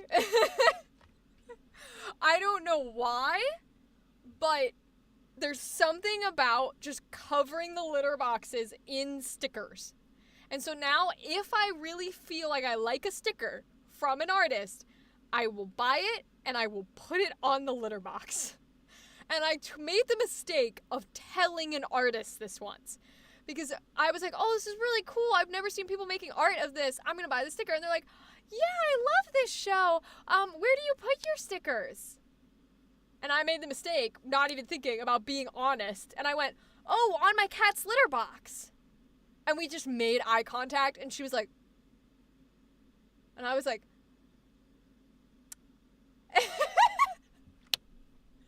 and I walked away. So I was like, ooh, shouldn't have said that. Ooh. So I don't do stickers too often, but if I do, that's where they go. Pins can go on my backpack, or I've got a banner for them, which I like. I have an unhealthy number of pins. That's my one guaranteed souvenir from each con. Yeah, Anya, I search for pins too. I try to get a pin from every convention. So I agree with you 100%. They don't all end up on my backpack. Some of them will end up on my banner of pins instead. Like, I went to see Game Grumps live in... 2023? I don't know. I'm not sure what year it was, but I went to see Game Grumps live. And this is when I was just getting into pins. So it couldn't have been 2023. It must have been before pandemic. I was just getting into them, and so I was like, I really want them. I want some sort of souvenir. I don't do t-shirts. This is a t-shirt. I get it. But it's black. It's black and it's Zelda. Okay? I don't like normal t-shirts, and especially not ones that aren't black, because I'm a little punk. So I was like, they have clothes. I don't want to buy clothes. They have pins. I'm going to buy the pins. They're a little expensive, but I'm going to buy them. Lo and behold, they're expensive because they're huge. These pins, you get 2, were the size of my hand. I was like, and they're separate pieces. It's a head and a body of Aaron and then Dan, so that you can swap the bodies and the heads. And I was like, whoa. And it's still one of the coolest designs I've seen for pins. I really like unique designs, unique keychains, unique pins, unique acrylic standees. Things that change it really appeal to me. So it's a really cool, unique pin, and I love them. They are huge. So I had to get a banner, and I've started putting any pin that I like, but isn't quite my energy, onto the banner, or is too big or too cool in the way that it functions. And any pin that I'm like, this is mine and I love it, onto my bag. I put pins on my hats. Yeah, Dadley, that's a great place to put it. My favorite ones are on my Ren Fair hat. Hey, we got a lot of hat people with pins. But most of mine are in a drawer. I kind of feel guilty about that. I need to make a pin tabard.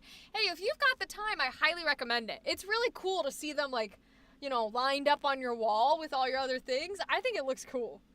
More dice in the Discord. Damn, yeah, gal, they were huge. They were huge pins. More dice in the Discord, huh? Whoa, you really are a dice goblin. Oh my god. Wow. Holy jeez.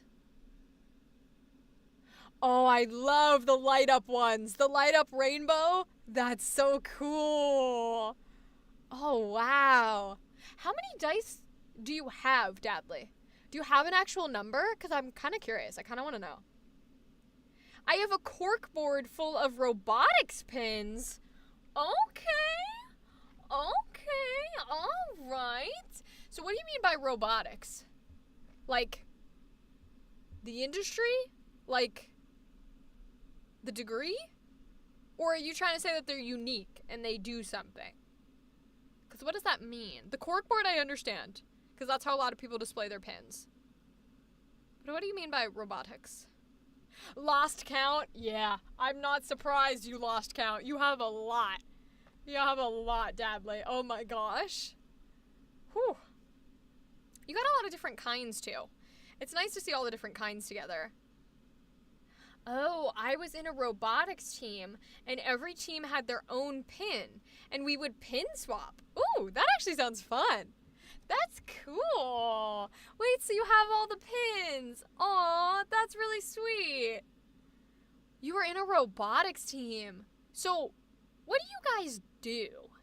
Because the only thing I know of for robotics teams is like you create a robot and then you put it in an arena and they fight each other. I used to watch that show. I don't know if you guys ever watched that show, but there was a show where people would make fighting robots and then they would commentate on it like it's a sport. I liked that show. That was cool. Is that what a robotics team does? Or do you, like, build engineer shit and then you, like, hold, like, a science fair competition to see whose is the most advanced and helps the environment? BattleBots! Yes, thank you guys. BattleBots. That was a good-ass show. I liked that show. The commentary was great. No such thing as too many dice? Yeah, you're right. You're right.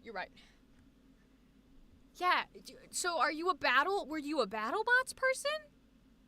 Or, like, were you nice and made, like, scientific things? Petey in the house to say good tidings. Hello, Petey. Good tidings to you as well. I hope you're doing well. How have you been? Tell me something exciting that has happened to you since we last spoke to you. I would love to hear about it. So my team was given a game where we had to make a robot to do specific tasks. Oh. Well, Gal, you know what my next question is. My next question is, what task did you make it do? What did it have to do? Was it simple things like, it must pick up the ball and then navigate through a maze without hitting the traffic cones?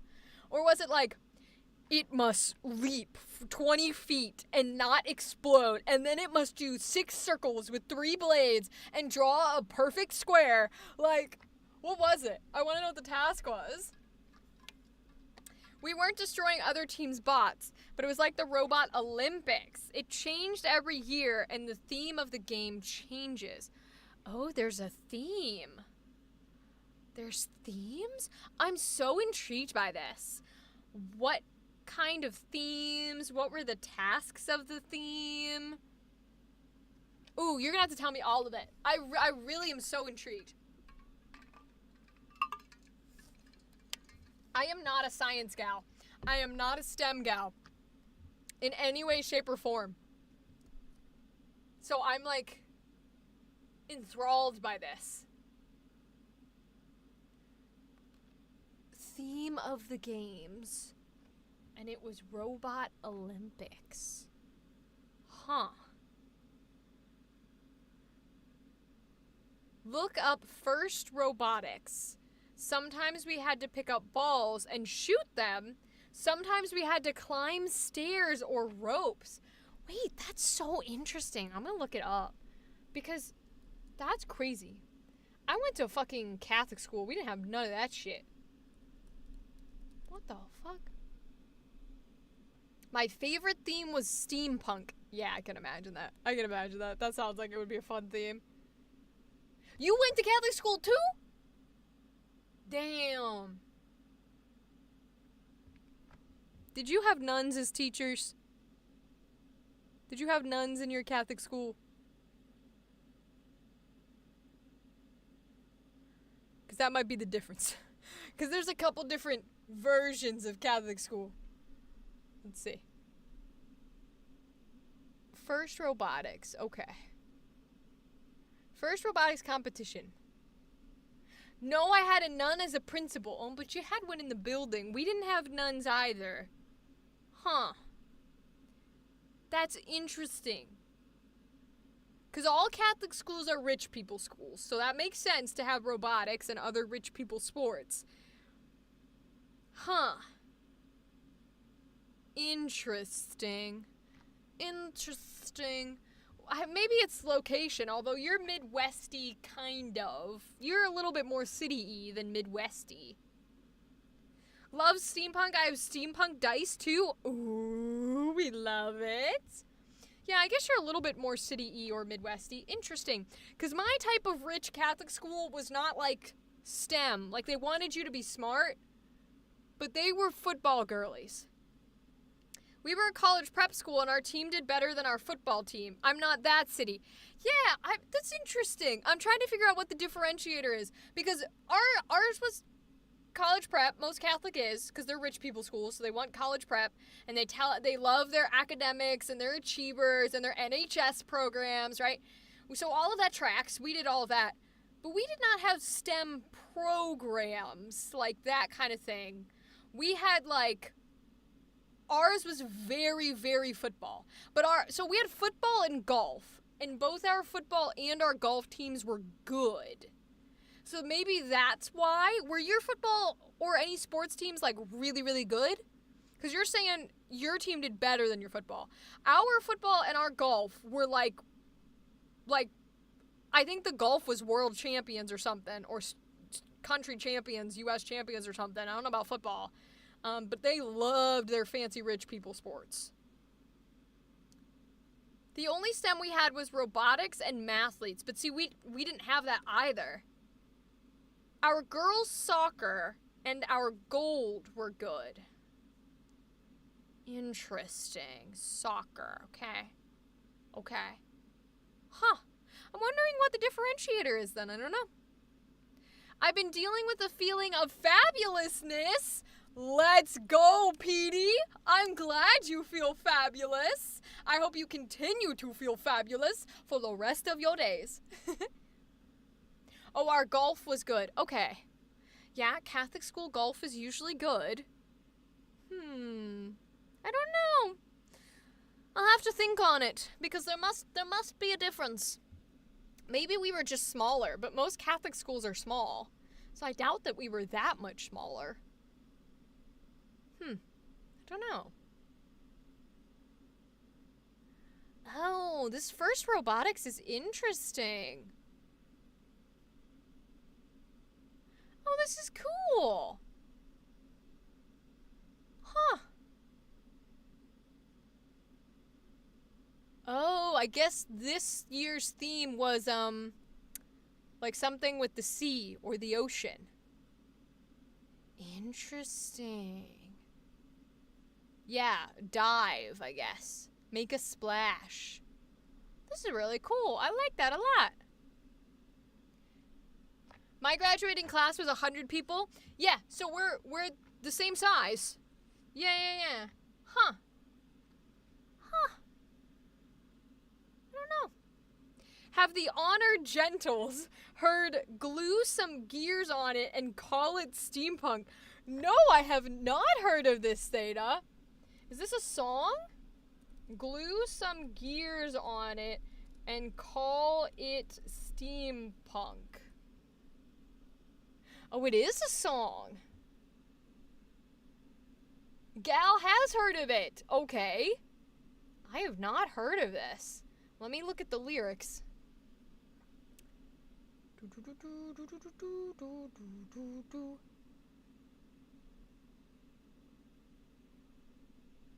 It's funny, so Anya's heard it too. Huh.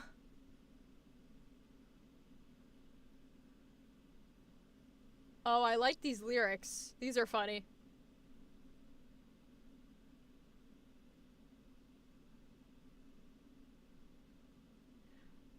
Oh, this looks funny. Retro-futuristic. That's a good way of describing steampunk, actually. Retro-futuristic is a great term for steampunk, because that's kind of what it is. It's the original bit was reimagining what path the world would have gone in if we didn't go to technology and instead we went with steam and that kind of jazz. Retro-futuristic. I like that descriptor term. I like that term a lot. I'm alive again! Yay! I'm glad to have you back, Seven. We love having you here. It's not the same if you're not here talking with us. We must have you as a part of the team. We're talking about steampunks and the aesthetic of it. I've never been a huge steampunk girly. I like the era that it stems from.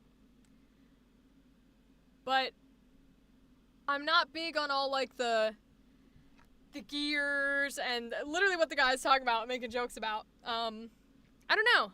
I think it's just because I like the dark. And you can do goth steampunk. Yes, Fox Daddy, I understand. It's one of those things where I am,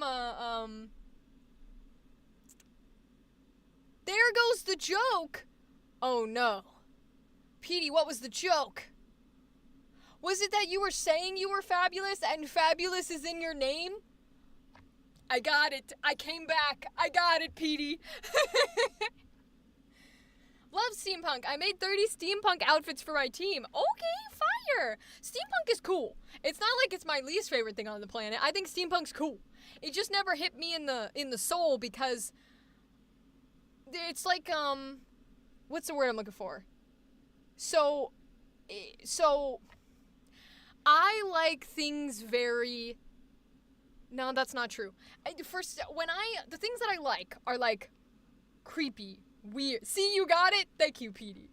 Are like horror, dark, you know, punky, like gothy, like not even true goth, but like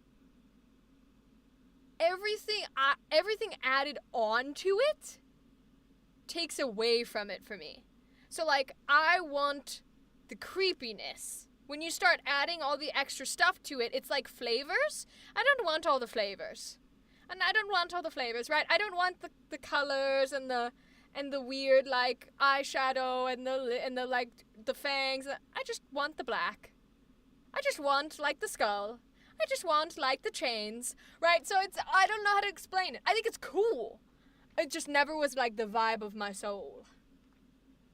So odd to hear fantasy fans not liking steampunk. You guys are like cousins. So Fox Daddy, it's not that I don't like steampunk. It's just not the vibe of my soul. Because y'all remember, I don't like sci-fi.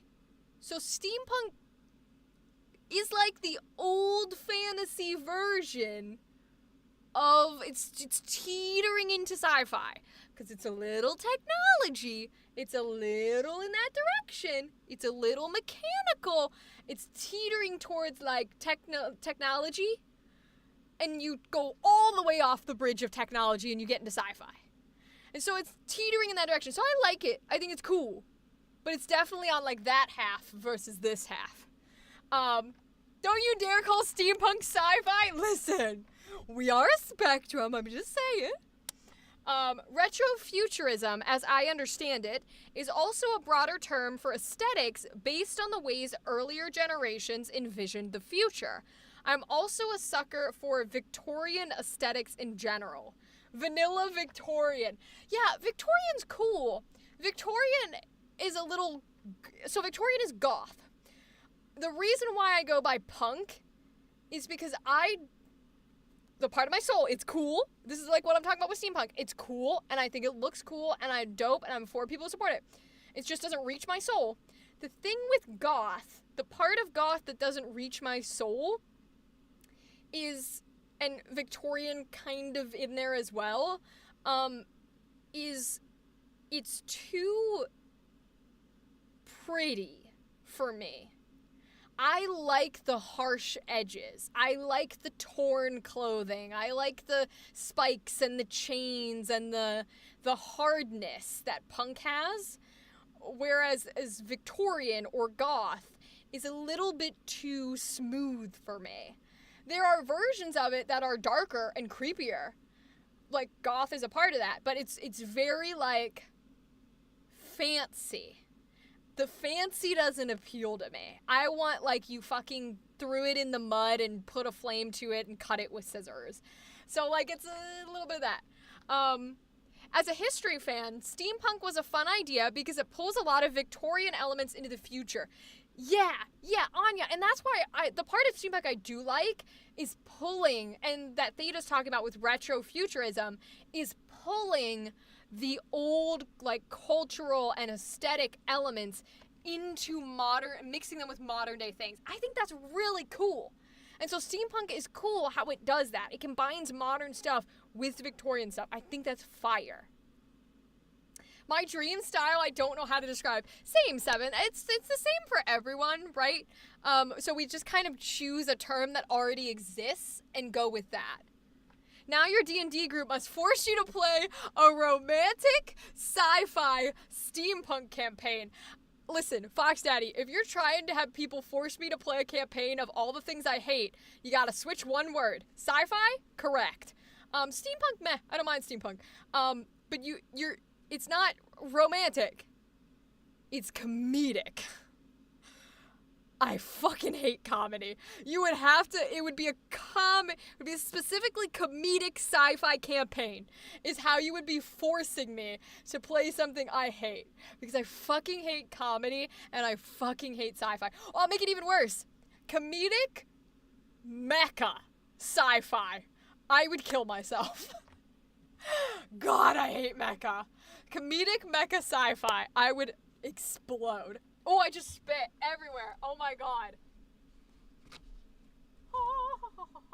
Apparently I am exploding just from saying it. Okay. No, I need to send you pictures of what I mean. I literally don't know how to describe it. Go for it, Seven. More dice in the Discord? Let's go. Ooh, those are pretty. The steampunk dice. That's cool. Oh, it's like Percy's gun. They're bullets. That's cool, Dadley. I like that. D&D is pretty comedic, and steampunk has mechas. I recognize that. And maybe that's the part of steampunk that doesn't reach my soul, is the mechanical side. I don't like mechanics. I don't like mechas. I don't like big technology robot thing. I don't like them. I don't like them. They don't appeal to me in any way, shape, or form. So maybe that's the part of steampunk that keeps it the thinnest veil from being a part of my soul, is the mechanical side of it. Gundam D&D. Literally, if you made me play a Gundam D&D, I think I would jump off a cliff. So D&D is comedic. But, like, if you play a long enough campaign, and you have people who are willing to, you don't have to be comedic the whole time. You can have a lot of drama in there. You can have a lot of romance in there. You can have a lot of little things. GM'd by Iffy? Yes. Gundam D&D GM'd by Iffy. Where I'm not allowed to flirt with him or the rest of the players, I think I would die. You could literally title the show Torturing Rachel. And the intro could be, hi, we're running this campaign, specifically to torture Rachel because she's not allowed to flirt with any NPC, with any player character this entire campaign, and the whole world is Gundams. I would explode. Oh my god, I would explode. Oh, Lord. And anytime she says anything about not liking Gundam or not liking mechas, or she tries to flirt, she will be shocked by like a fucking dog collar. I would be dead. They'd have to revive me because I'd be dead. I like the steampunk aesthetic. Totally chill, Dadley. Most people do. Rachel would suffer. Literally. You take 1d8 of damage every time you flirt. Bro, my character would be dead so fast. I wouldn't even live. I would just immediately say, no, we can kill me. I'm gonna flirt with every fucker here. I would go to war, and I'd be like, I'm gonna give a speech and flirt with the thousands of people that I'm giving the speech to. Just die. Just drop dead. Scent, amazing. But twist, the elf mecha user flirts with Rachel nonstop. Fox Daddy, you're killing me. Oh my god, a game where I can't flirt, but all the rest of the players and the GM can flirt with me?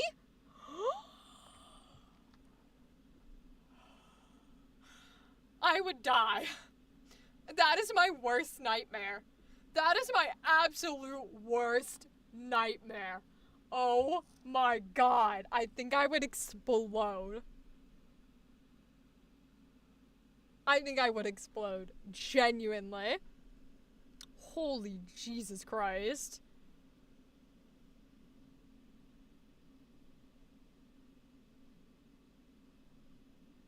Oh, Seven, your aesthetic is roller skate rink. Your aesthetic is glow party roller skate rink. That's what this is. Yeah. There's a term for you. That's what this is. That is what that is. If you prefer a more modern, well, it's probably not more modern. It's Lisa Frank.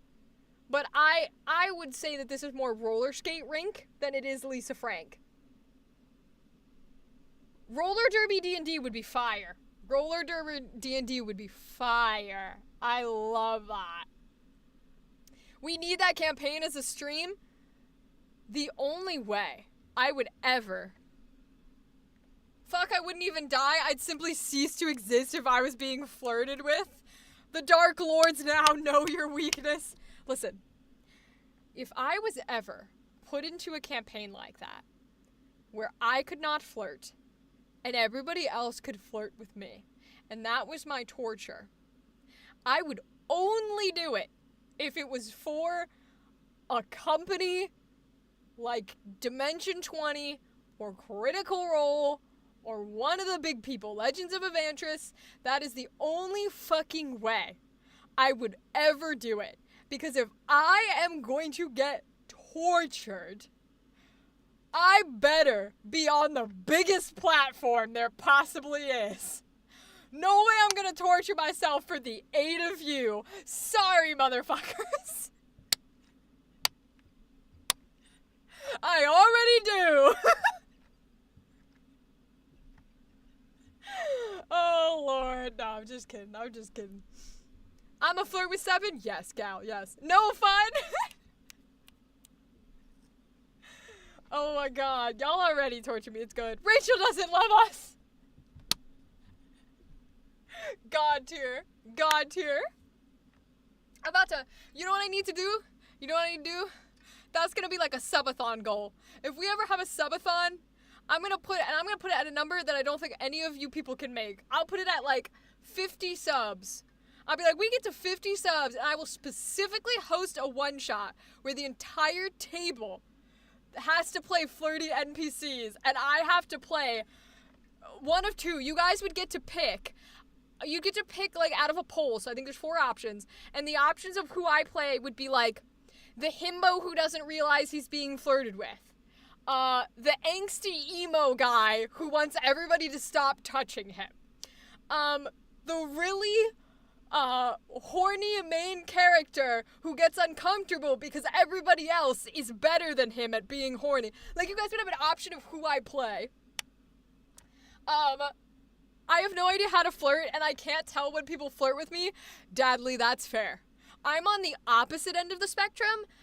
People have told me multiple times that I am flirting with them when it's just my personality.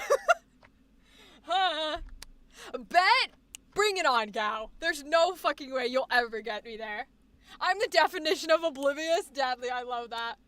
Holy shite, I have like 11.4k channel points available. Shit, that's a bunch. The autistic one, literally. Sign me up as the emo dude. 80 to 90% of my clothes are dark colored. Rachel, I will gift sub up to 10 people if you do that stream. Don't you fucking dare. First of all, 10 would not get us there, okay? 10 would be a good amount of the way through, though. But 10 would not get us there, okay? Don't do it. Nah. That stream, I'll keep it in mind. You know what? Just to be fair. No. You guys, no. Shush right now. Hold on. Okay. To be fair to everyone here, you can see me. I am writing this idea down.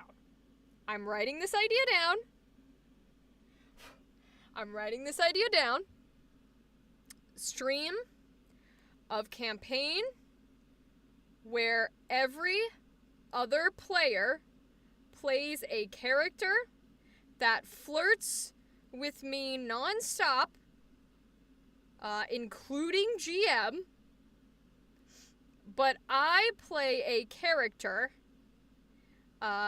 stereotype chosen by chat, who cannot flirt back no matter what. Okay. It is officially written in my phone, so I will not forget that it's a possibility. And in the future, let's get through the Candela campaign and see how it goes. If we have enough people in our community by the time September rolls around or the late August and our Candela campaign is done, then I will be willing... I'm gonna regret this. Then I will be willing to let this campaign happen. Only if, after the Candela campaign releases, or somehow before then, I guess, we have enough people in the community that are like, yes, we will support this.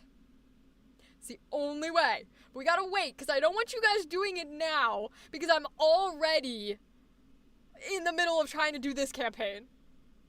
I will do you one better. I will add an extra 5 gifted sub with a multi-month subscription. Foxetti! Okay. Alright, you know what? Fine. You want to be this serious about it? Let's be this serious about it. Let's be this fucking serious about it. You want to be serious? Let's be this serious about it.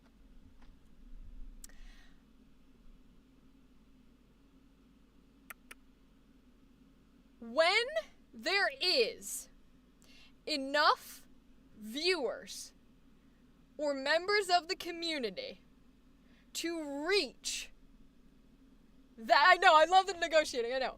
When there are enough people who have said, hey, I will watch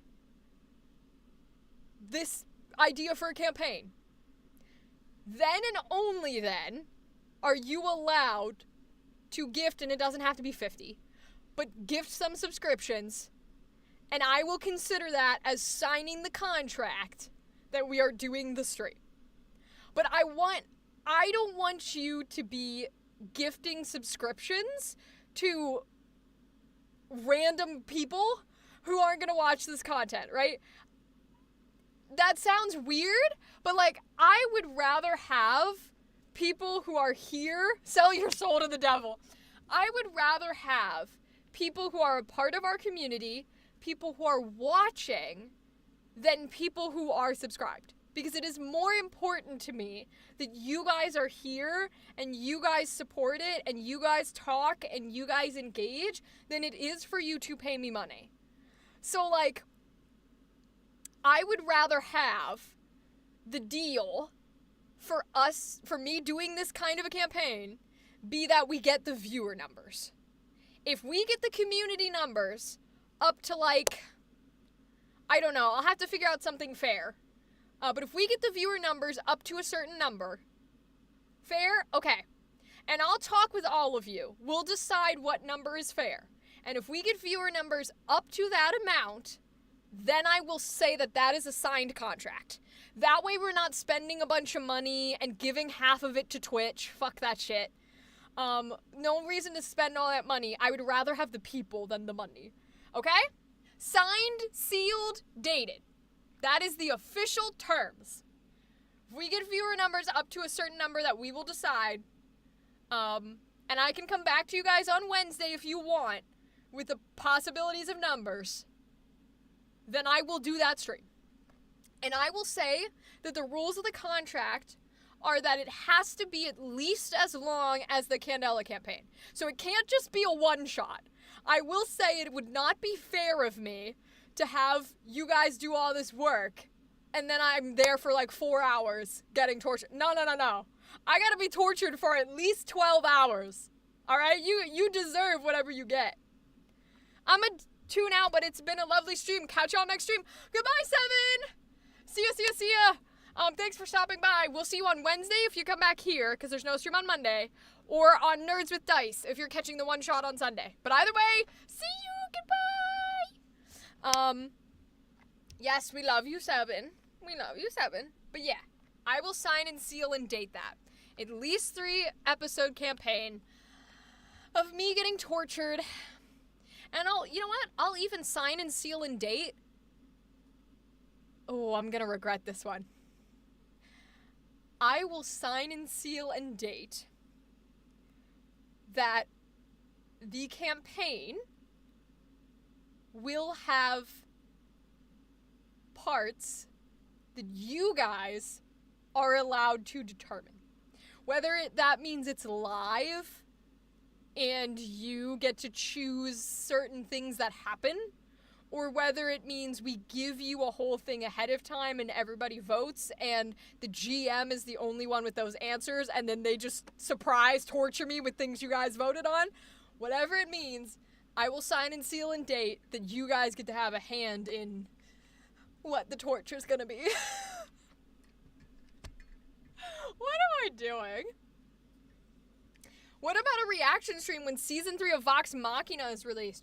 Ooh, that does release this year, doesn't it? That does. Is it October? Releases in October, right? Season 3, Vox Machina. Rachel is a masochist, confirmed. I'm not gonna debate that one. I'm not gonna debate that one. You might be right on that one. Yes, October 3rd. So, Dadley, bring that up to me again when we're closer to that date, is what I'll say to that one. That's what I'll say to that one. Because I can't plan that far ahead. That's a little too far. But if you bring it back up to me towards September, then I'll think about it. Good. Noted, noted. Whew. I'm headed out too. I need to get to bed early-ish tonight. Have a good night. Good night, Anya. Thanks for stopping by and chatting. I appreciate you, and I'm glad you liked your CabbageCon audio from the showcase. Thank you, thank you. Have a good night. I actually might head out too, guys, unless you have more things you want to chat about. We are about 20 minutes away from it being midnight, so if you want to chat about more, we can. But I might raid us early so that I can make sure I am prepared for tomorrow. Because I don't think there's any point in playing a game for 20 minutes. I need to make diplomacy for my Percy cosplay. Yeah. Yeah, that would be cool. That would be cool. Wait. I want to make sure I got the right thing.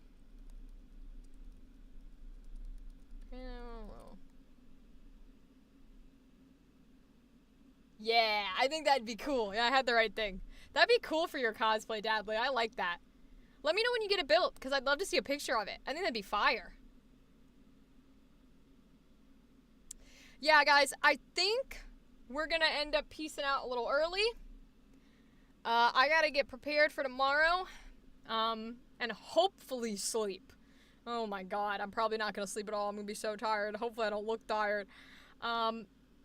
So we won't be streaming on Monday, because that is when we're shooting session 2. I will be live Sunday night on Nerds with Dice. I'll put it in the chat here. Twitch.tv/ I think it's just Nerds with Dice. Oh, let me check. Nerds with Dice. Yep, I'm correct. Okay, so twitch.tv/ nerds with dice. So I will be live in a one-shot D&D campaign, actual D&D, which I'm a little nervous because I don't play a lot of D&D, but it'll be fun. It's a one-shot. It's a Vecna one-shot D&D for charity. I believe the charity is a transgender charity. I know it's Pride-themed because we're still technically in June. I don't remember what the exact charity is, but the link is now in chat, and it's also in the Discord server. So it's going to be at 8 p.m. If you want to see me live doing some roleplay, you can, but it's no stress if you can't make it. Don't worry about it. It's no big deal. As for these streams, I will see you again on Wednesday. My craft room is closed off since house is being remodeled, so unfortunately it will be for a while. Oh, well, that sucks, Dadley, but also, house being remodeled? That's cool as shit.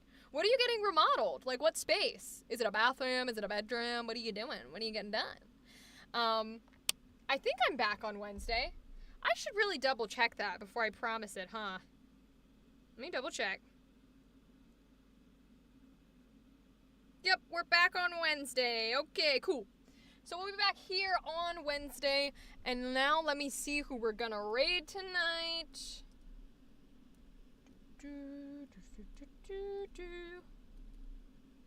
The siding, the roof, and the garage. Oh, cool. Very cool. Yes, goodbye, bye, Fox Daddy. Everybody, Ava is live, so we are going to raid Ava. They are a lovely, lovely friend if you don't know them, and most of you probably do. If you can join the raid just so the numbers are cool, go for it. Really helps Ava out. But if not, no worries, and I'll see you on Wednesday. Goodbye.